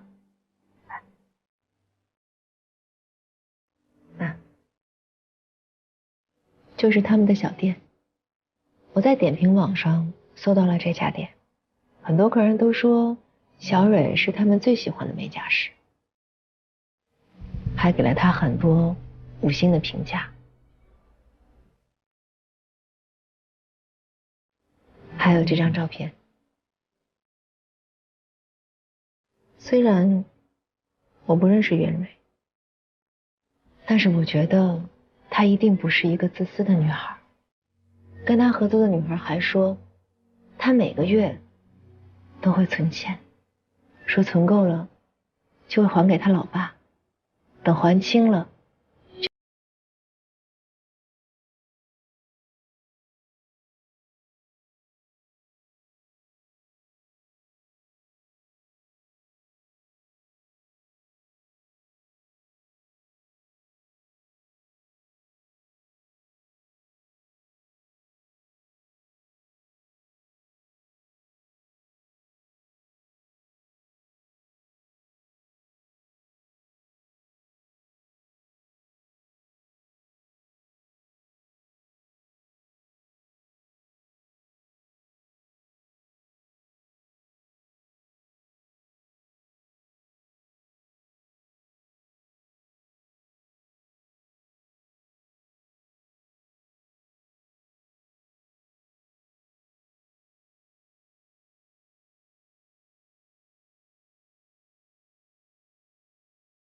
上登记，成为器官捐献志愿者的日期是去年3月18号。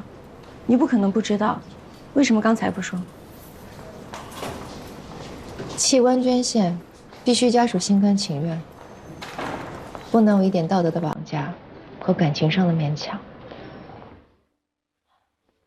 对于医生来说，捐献者是供体；对于接受移植的人来说，捐献者给了他们第2次生命。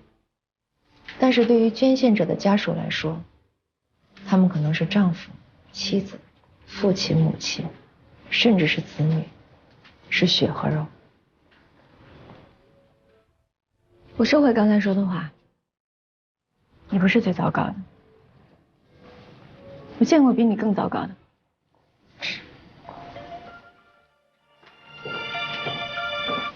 喂，主任，袁蕊出现右心衰竭症状，不符合移植要求，被平台从供体名单里剔除了。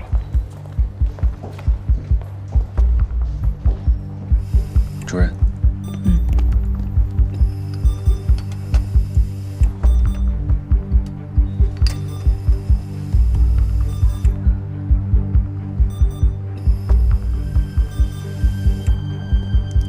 病人这么年轻，之前又没有心脏病，应该是骨折，造成了栓子堵在肺里，我想应该是急性肺栓塞。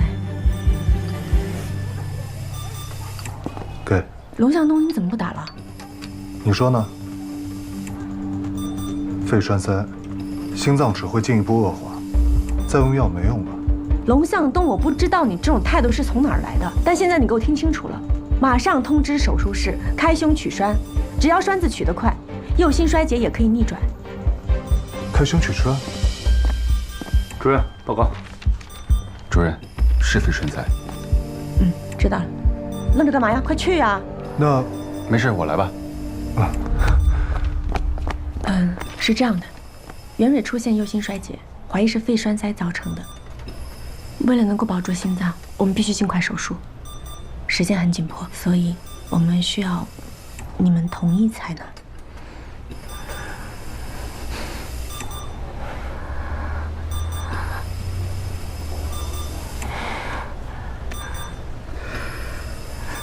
就当为孩子完成他最后的心愿吧。谢谢，谢谢。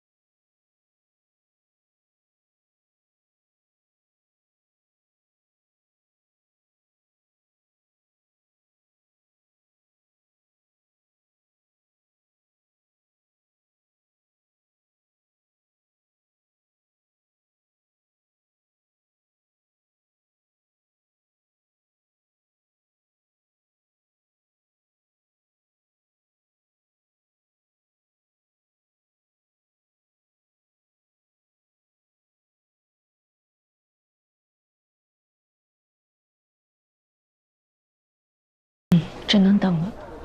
今天谢谢你。不用谢我，其实你也清楚，我之所以愿意接这台手术，是因为根本没有任何医生愿意接。我也是因为我们的私人关系。如果有人工心脏，像王雪深这样的心衰晚期患者，就不会把所有赌注压在一个边缘供体上。所以你现在觉得，研发全磁悬浮人工心脏还是在浪费你的时间吗？抢活一个边缘供体，只能救活一个病人。如果有人工心脏，能拯救多少患者？这样的算术题，像你这么聪明的人，不难算吧？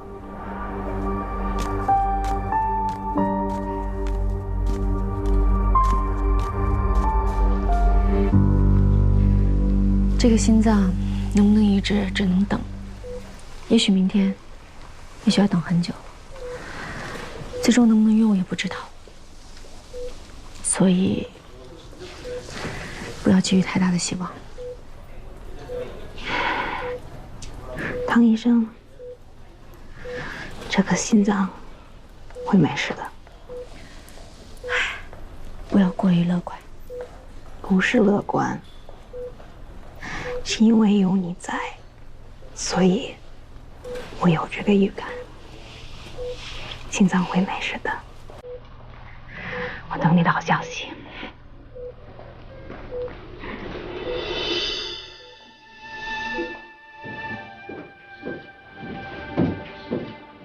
谭医生，出来，怎么了？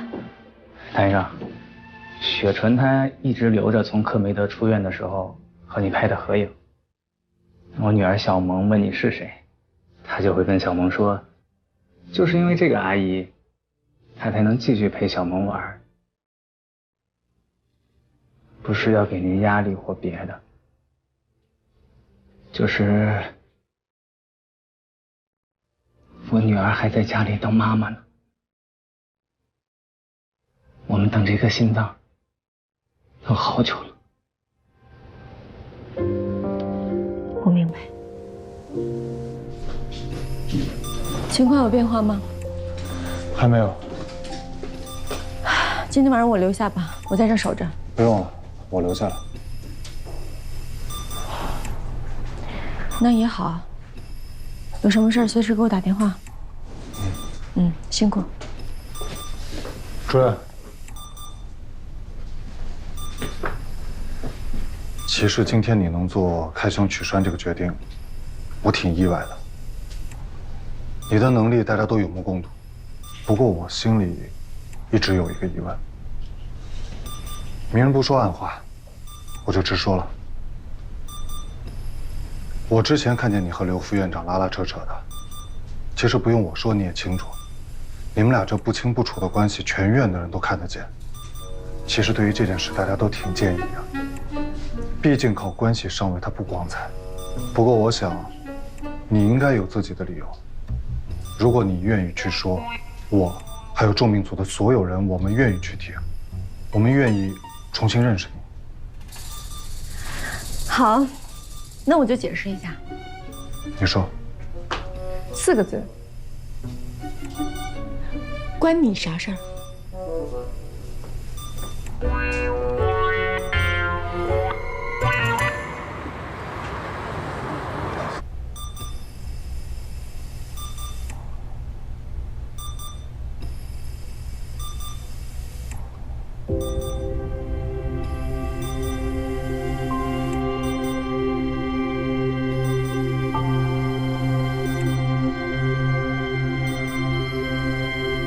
喂，主任。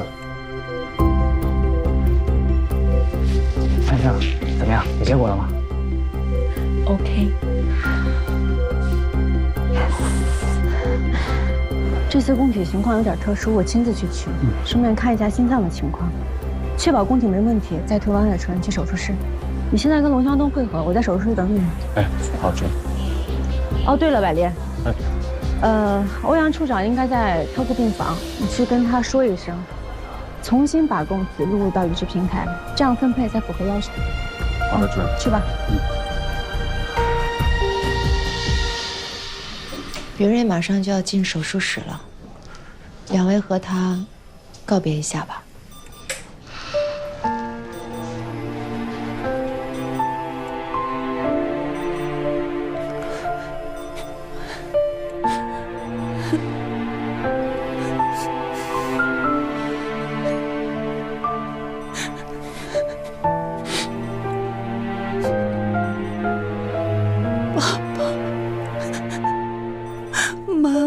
小宝宝，再见了，宝宝，是妈妈错了，妈妈对不起你啊，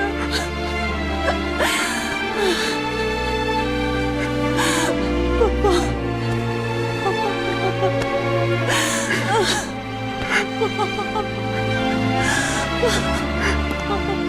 宝贝，小人。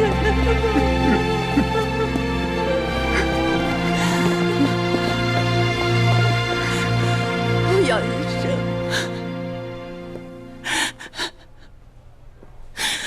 欧阳医生，真的，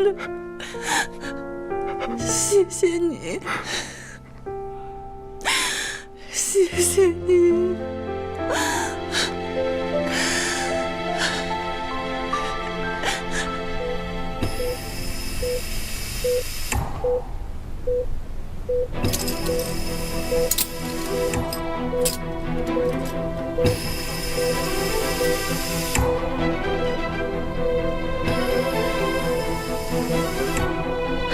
供体没有问题。马上给秦大中打电话，让他现在推王雪纯到手术等待室，等我这边取出供体，让他们再麻醉。好的，主任。处长，出大事了！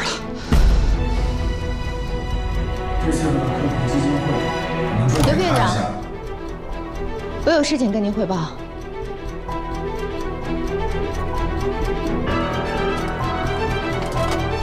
可以了，准备接供体。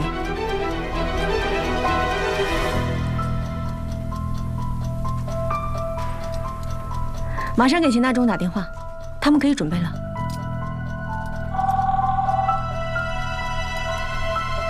唐佳瑜，我是刘峰，我在休息室等你，马上过来。这颗供体心脏今天重新出现在系统里，重新分配给了一个配型相同的病人。这个病人昨天晚上才登记的。知道这件事后，欧阳和我马上和平台进行了沟通，把2个等待移植的病人的所有数据都仔细地分析了一下，得出结论：这个重新分配的病人病情危急程度更高。如果没有供体，生存期不超过3天；王雪纯的生存期至少在1年以上。所以，你们的意思是你们想拿走这颗心脏？不。新病人的主刀医生知道了这颗供体昨天出现过问题，他希望由你来主刀完成这台移植手术。毕竟你是对供体最熟悉的人。他们可以派车把病人送过来，10分钟以内就到。他们也是怕供体瑕疵影响移植存活率。我没有办法接受。这个心脏是我病人的，我现在要给他做手术。唐佳瑜，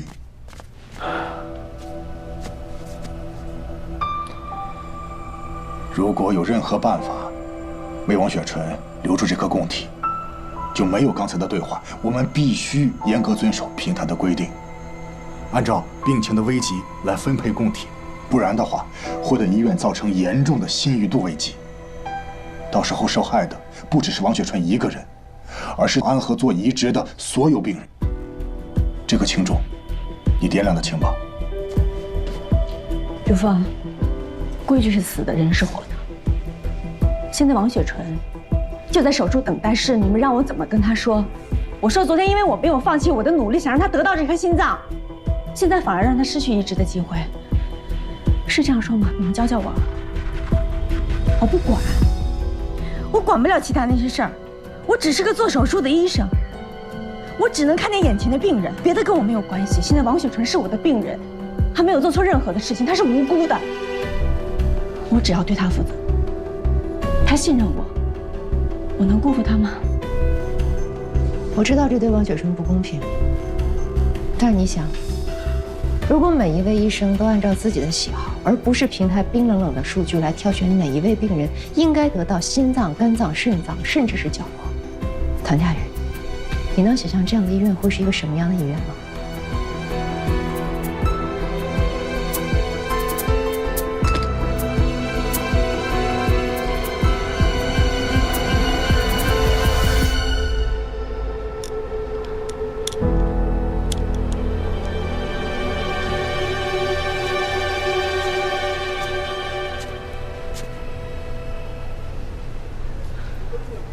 我都听说了，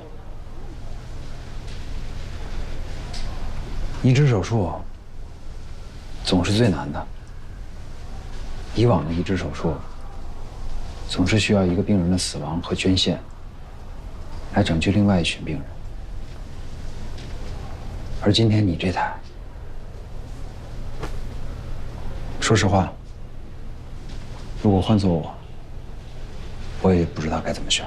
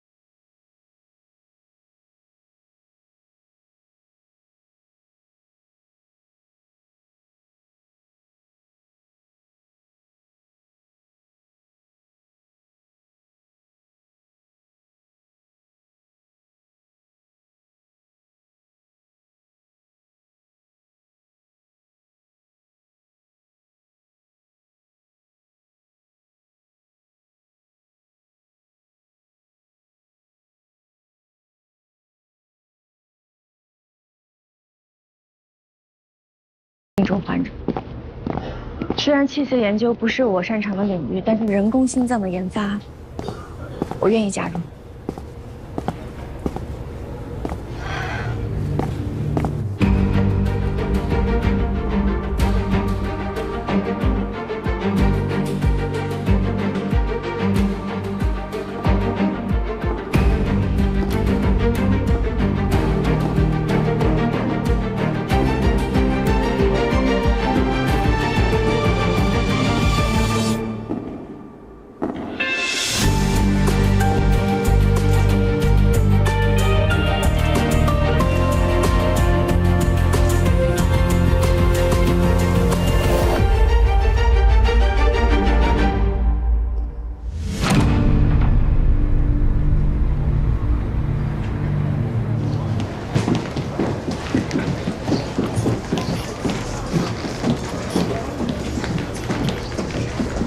请问唐佳瑜医生在吗？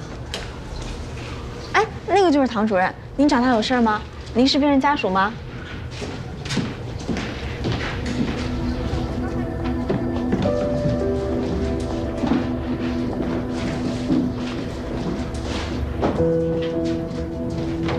哎，那不是刘副院长的老婆吗？她怎么来了？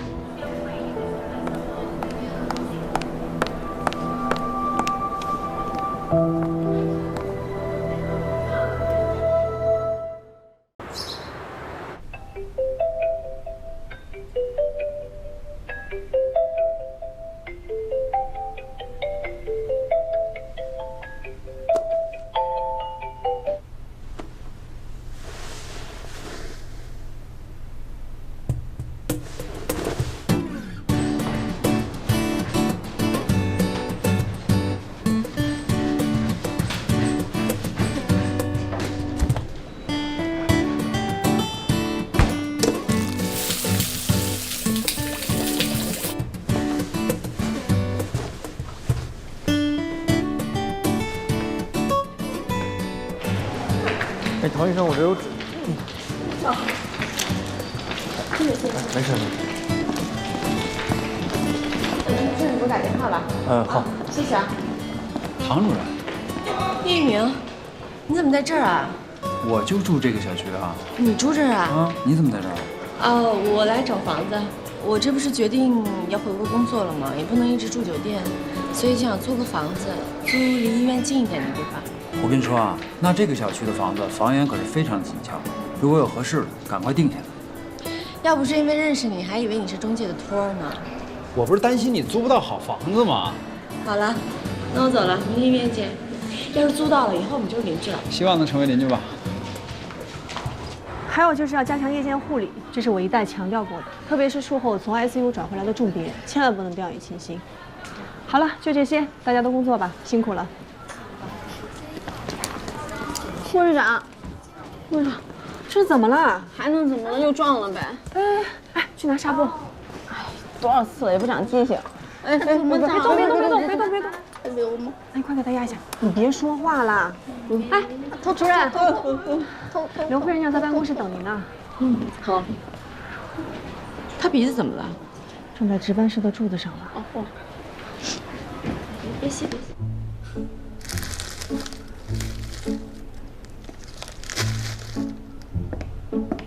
哎，找我什么事儿？人工心脏进展怎么样了？那个工程师人选有眉目了吗？还得找呢，就为这事啊。你这衣服上沾的什么呀？赶紧擦擦。做领导啊，要注意形象。不要在意这些小细节。找我什么事儿啊？就被领子？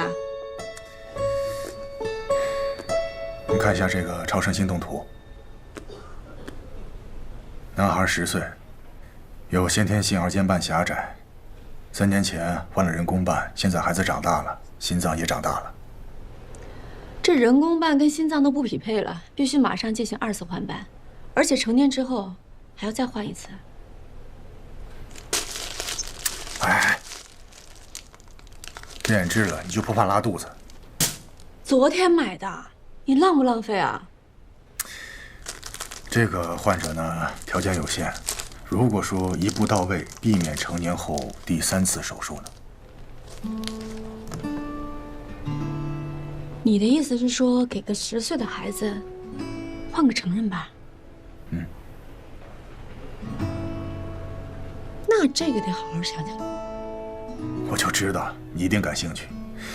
这个患者呢比较特殊，所以说我提前跟你打声招呼。朋友的孩子还是你家亲戚？不是，是个孤儿，而且患有自闭症，福利院那边送过来的。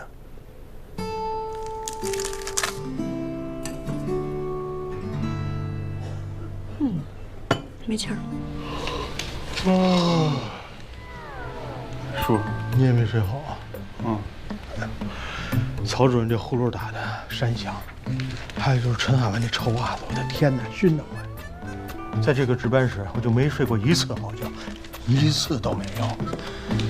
主任，早，主任。早安。刚收了个病人，信息发群里了，都看见了吗？看了，看了。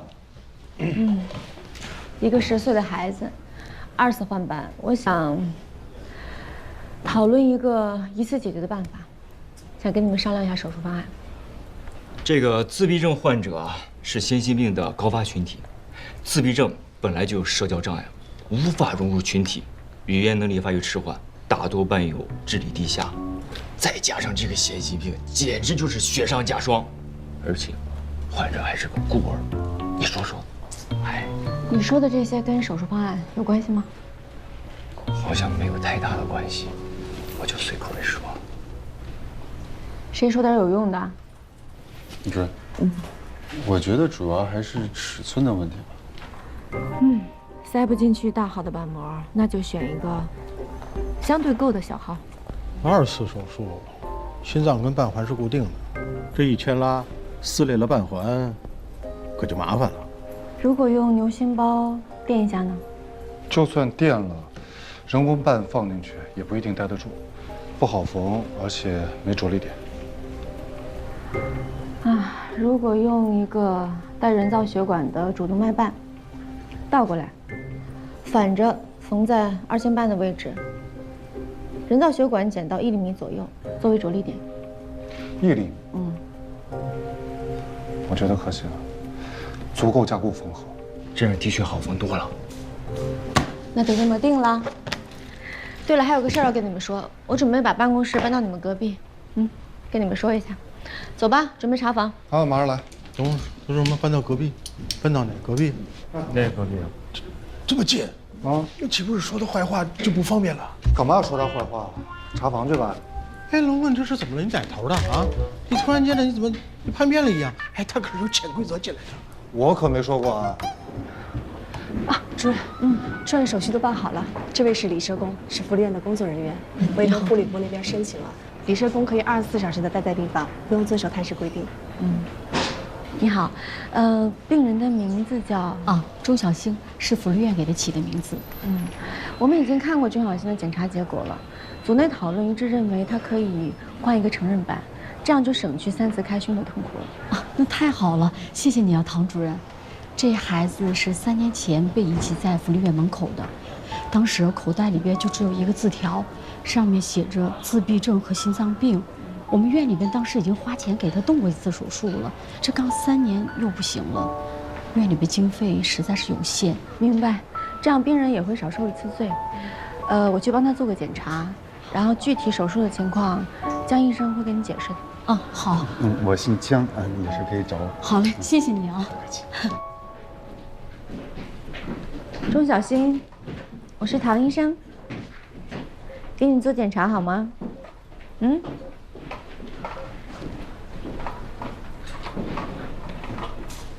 唐主任，你直接查吧。他听不懂，也不会说话，就知道成天陪小卡车玩。那我查了。来，配合一下。过来。OK。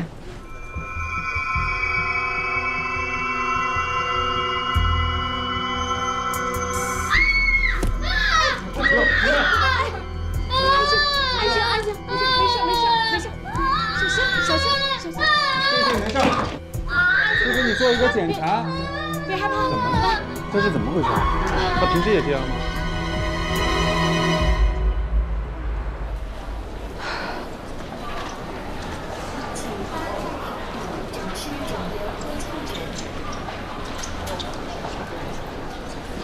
叶一鸣，我明天有个手术，你能来做麻醉吗？情况有点棘手，2次换瓣，病人才10岁，而且还有自闭症。那太好了，那一会儿病房说吧。唐佳宇，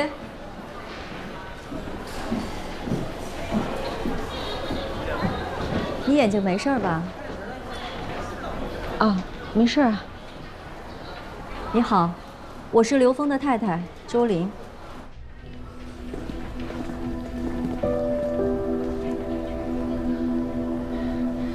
请问你找谁呀？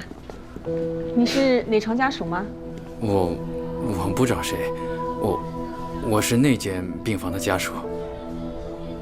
啊，那个，听说这儿有个自闭症的孩子是吧？没见过，我想过来看一眼。不好意思啊，这个孩子比较敏感，也没什么好看的。再说我们探视时间马上就要到了，如果没事的话，您请先回吧。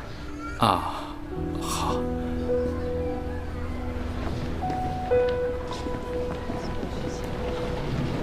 哎，罗勇士啊，7号病床是你管的吧？啊，那家属是一个中年男人吗？7号病床是一个孤寡老人，没什么家属啊。啊？我知道你是刘峰的前女友，你是不是还想？刘太太，我想你可能是误会了。从前我跟刘副院长是同校的校友，现在我们是一个单位的同事。如果你还有什么疑问的话，请你回去问他。我还有工作，我先走了。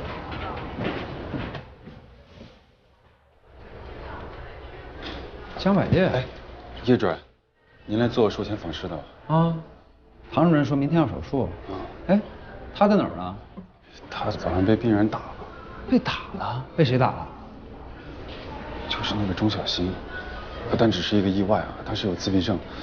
您这要是进去，我怕他见着你又闹，他嗓门可大了，早上就被人投诉了。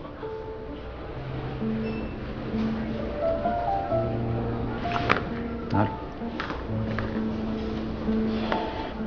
叶主任，您这是？你听说过白大褂高血压吗？听说过，有的人看见白大褂血压就高，但那不是真的高血压，是紧张。那也得试试啊。术前访视不做，那明天怎么给他打麻醉？进来了。叶主任，你小心点啊！哎，别摘，别摘，小心。哎，我来吧，你先出去一下。您是？我是麻醉科的，来做术前访视。哦。怕吓着孩子，就没带白大褂。哦。来，我来。这个啊，其实一点也不可怕，戴起来以后特别的舒服。你看啊。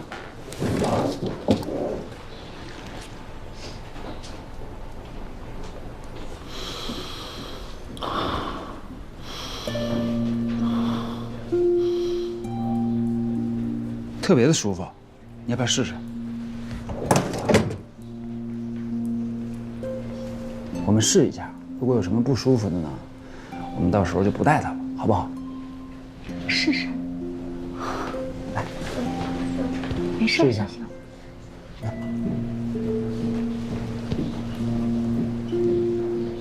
深呼吸。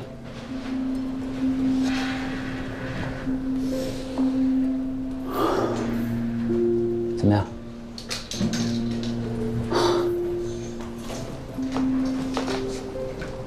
叶主任，您要是早上来了的话，唐主任可能就不会被打了。哎，你来了，主任，术前访视做了吗？主任，您这有点加勒比海盗的那意思。赶紧干你正事去啊！叶主任再见啊！你眼睛怎么样了？没事，就划伤了。哎，明天钟小新可以手术吗？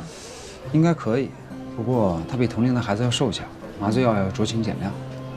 我听江百烈说了早上的事儿了，要不然先别着急做手术了，让儿科专家会诊看看。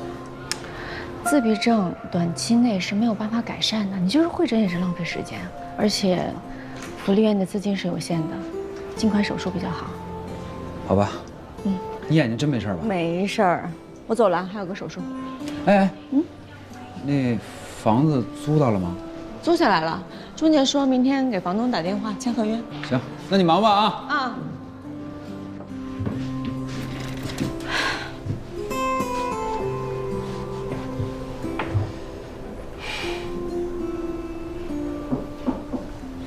进来。哎，主任，关于办公室的事儿，我有个想法，你要不要听听？好啊。哎呦，说想法吧。我想，疼吧？说想法吧。这个月的排本表这几处不太合理，再拿去调整一下吧。护士长，主任，眼睛好点了吗？没事了。手术室来接钟小新了吗？已经接走了，打了睡觉针，这样进手术室的话，应该就不会再闹了。主任，查案房了。你们先去手术室吧。开完胸之后给我打电话，我要去趟 ICU 看看昨天下手术的病人。好。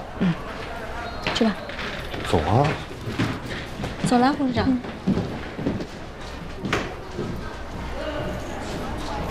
护士长，刚才有人让我把这个交给有自闭症的孩子，好像是钱，给钟小新的。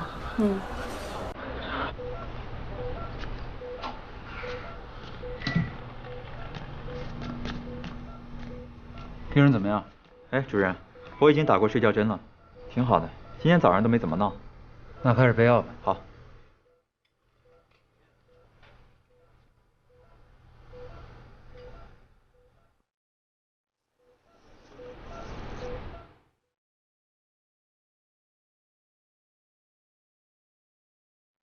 那给你钱的人是一个中年男子，穿蓝色 T 恤吗？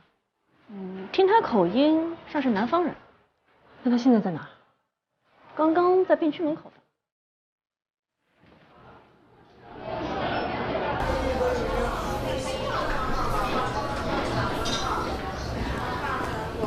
你站住！站住！站住！你别跑！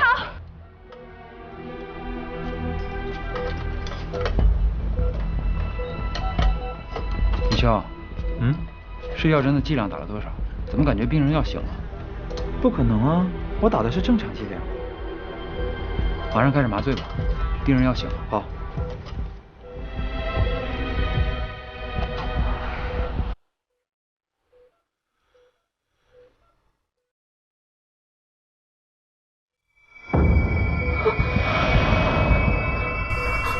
主任，小星，你别怕。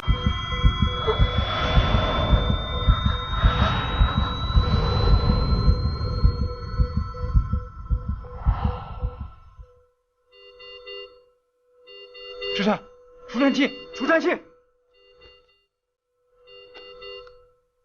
120焦耳充电，120焦耳充电，离手，充电。你站住！你别跑了，我先跟你说两句话。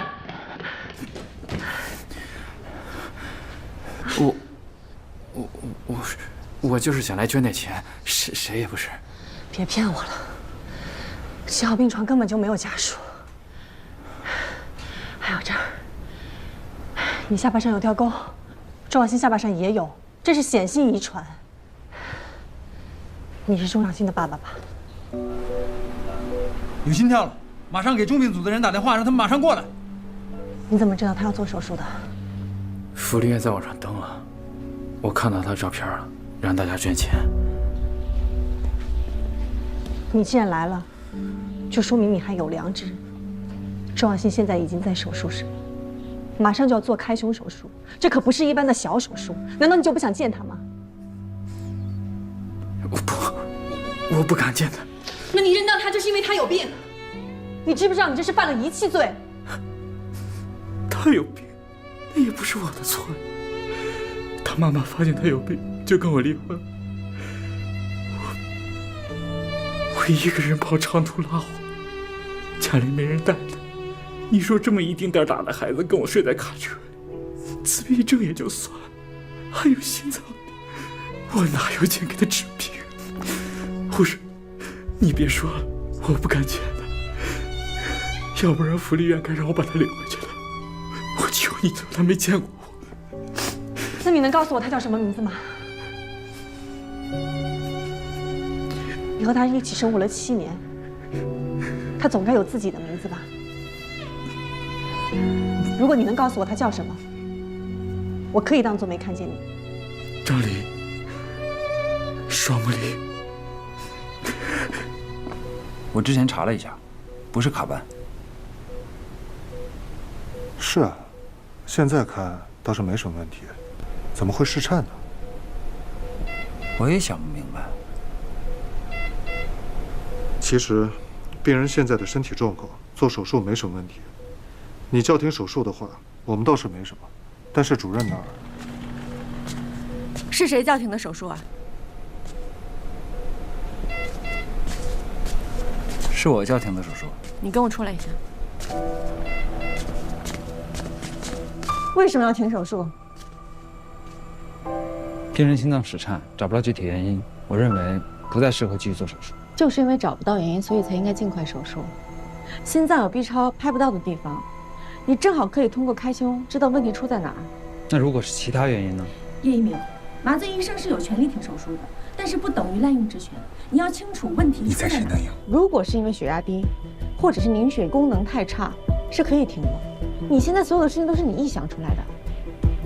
钟小星的心脏室颤之前，满眼都是恐惧。是什么能让一个孩子害怕到心脏室颤呢？因为他有严重自闭症。我只负责他的心脏，帮他做好手术，我的工作就完成了。可我要保护他的生命，只有他安全下手术台，我的工作才结束。外科治病，麻醉保命。唐主任，以我当医生的直觉，我觉得这个病人有问题，请你相信我。就算你真的要叫停手术，那其他人呢？他们会同意吗？我去问他。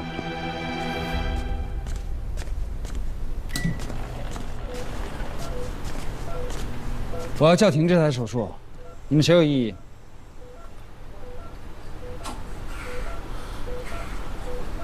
唐主任。好，手术就推到下午3点。但是你必须给出我除了止血以外，医学相关的理由证明不能手术，不然我就要换其他的麻醉医生了。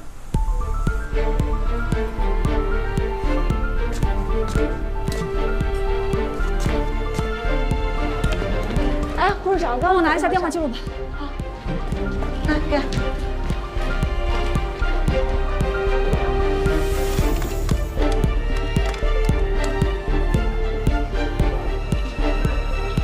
哎，你好，是王警官吗？哎，我是安和心脏中心的吴敏敏。啊，是这样的，我怀疑我们这里有一起遗弃案。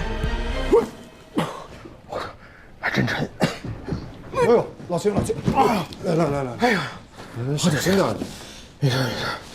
哎呀，哎，你们怎么回来了？啊，心脏骤停，除颤除回来了。哎呦，这孩子真够厉害的。叔，你这是弄什么呢？乱七八糟的都。嗨，我跟唐佳瑜啊申请了一间高年资的休息室，就是那曹主任、张主任那群人禁止入内那种，是不是？他就让我把这些箱子什么的都先把它清清，我就清呗。叔，我还能不能去蹭住？当然可以了，小百炼，跟叔还客气了。谢谢叔。走，往右打，往右打，打满，打死，好，回轮。老秦，你练搭把手行吗？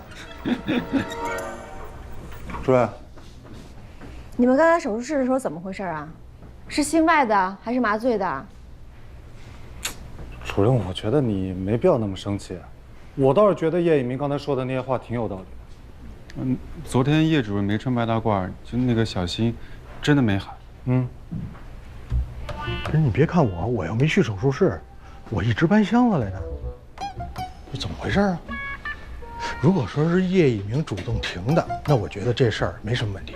小叶子那个人靠谱。不过这个钟小星害怕白大褂，也确实啊。昨天查房的时候，他反应挺大的，那说明他这种恐惧应该是在住院之前就有的。第1次换班。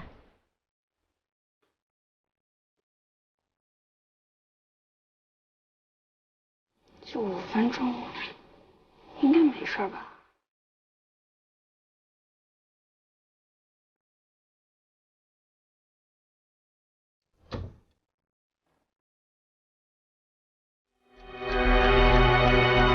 这不是时间不够吗？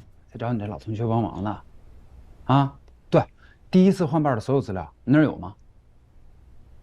有是吧？那行，你就用手机直接发给我就行。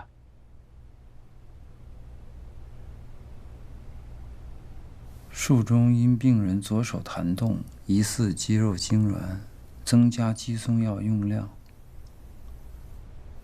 左手弹动，增加肌松药用量。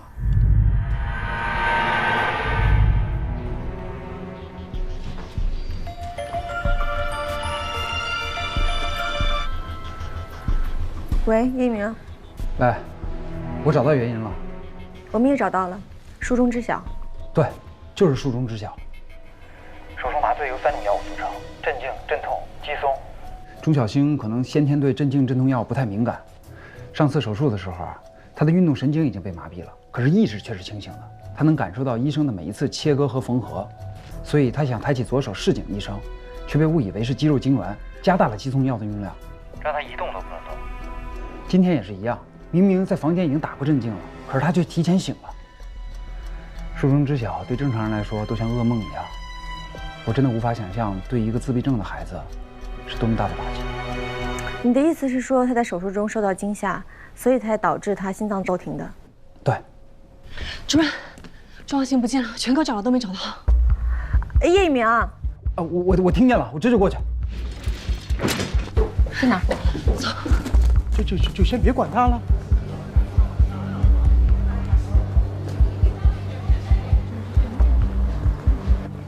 周达去保卫部调看监控录像了，说钟小星是从6号小门出的病区，进了旁边的楼梯间。好的，我知道了，有情况马上通知我。6号门的楼梯间。啊，这边。我真的非常后怕，我差点给他用了低于正常剂量的麻醉。你已经很不错了，不是所有的麻醉医生都能像你这样这么负责。手术中间可以叫停，这件事情是我的疏忽。这是我的工作啊，我应该做的。可是这件事情真的让我很恼火。是吗？他们对我的态度？对，就是因为他们对你的态度。秦大中那么令人讨厌的秦大中，还有龙向东和江百烈，对你也太好了吧？所以我很恼火。这就没办法了，谁让我在安和待的时间长？多长？10年？35年。你该不会在这生的吧？你答对了。我妈呀是眼科大夫，生我那天啊，她正出诊呢，出到一半啊就被送到妇产科去了。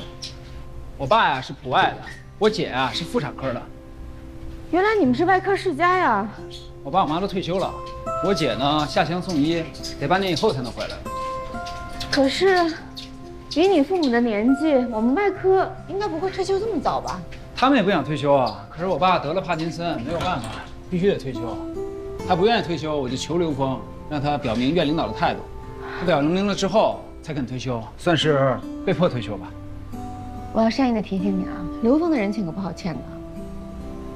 对了，我想起来了，神外那一次不会是刘峰让你帮忙吧？嗯。对了，我想起一个地方，钟小星很可能在那儿。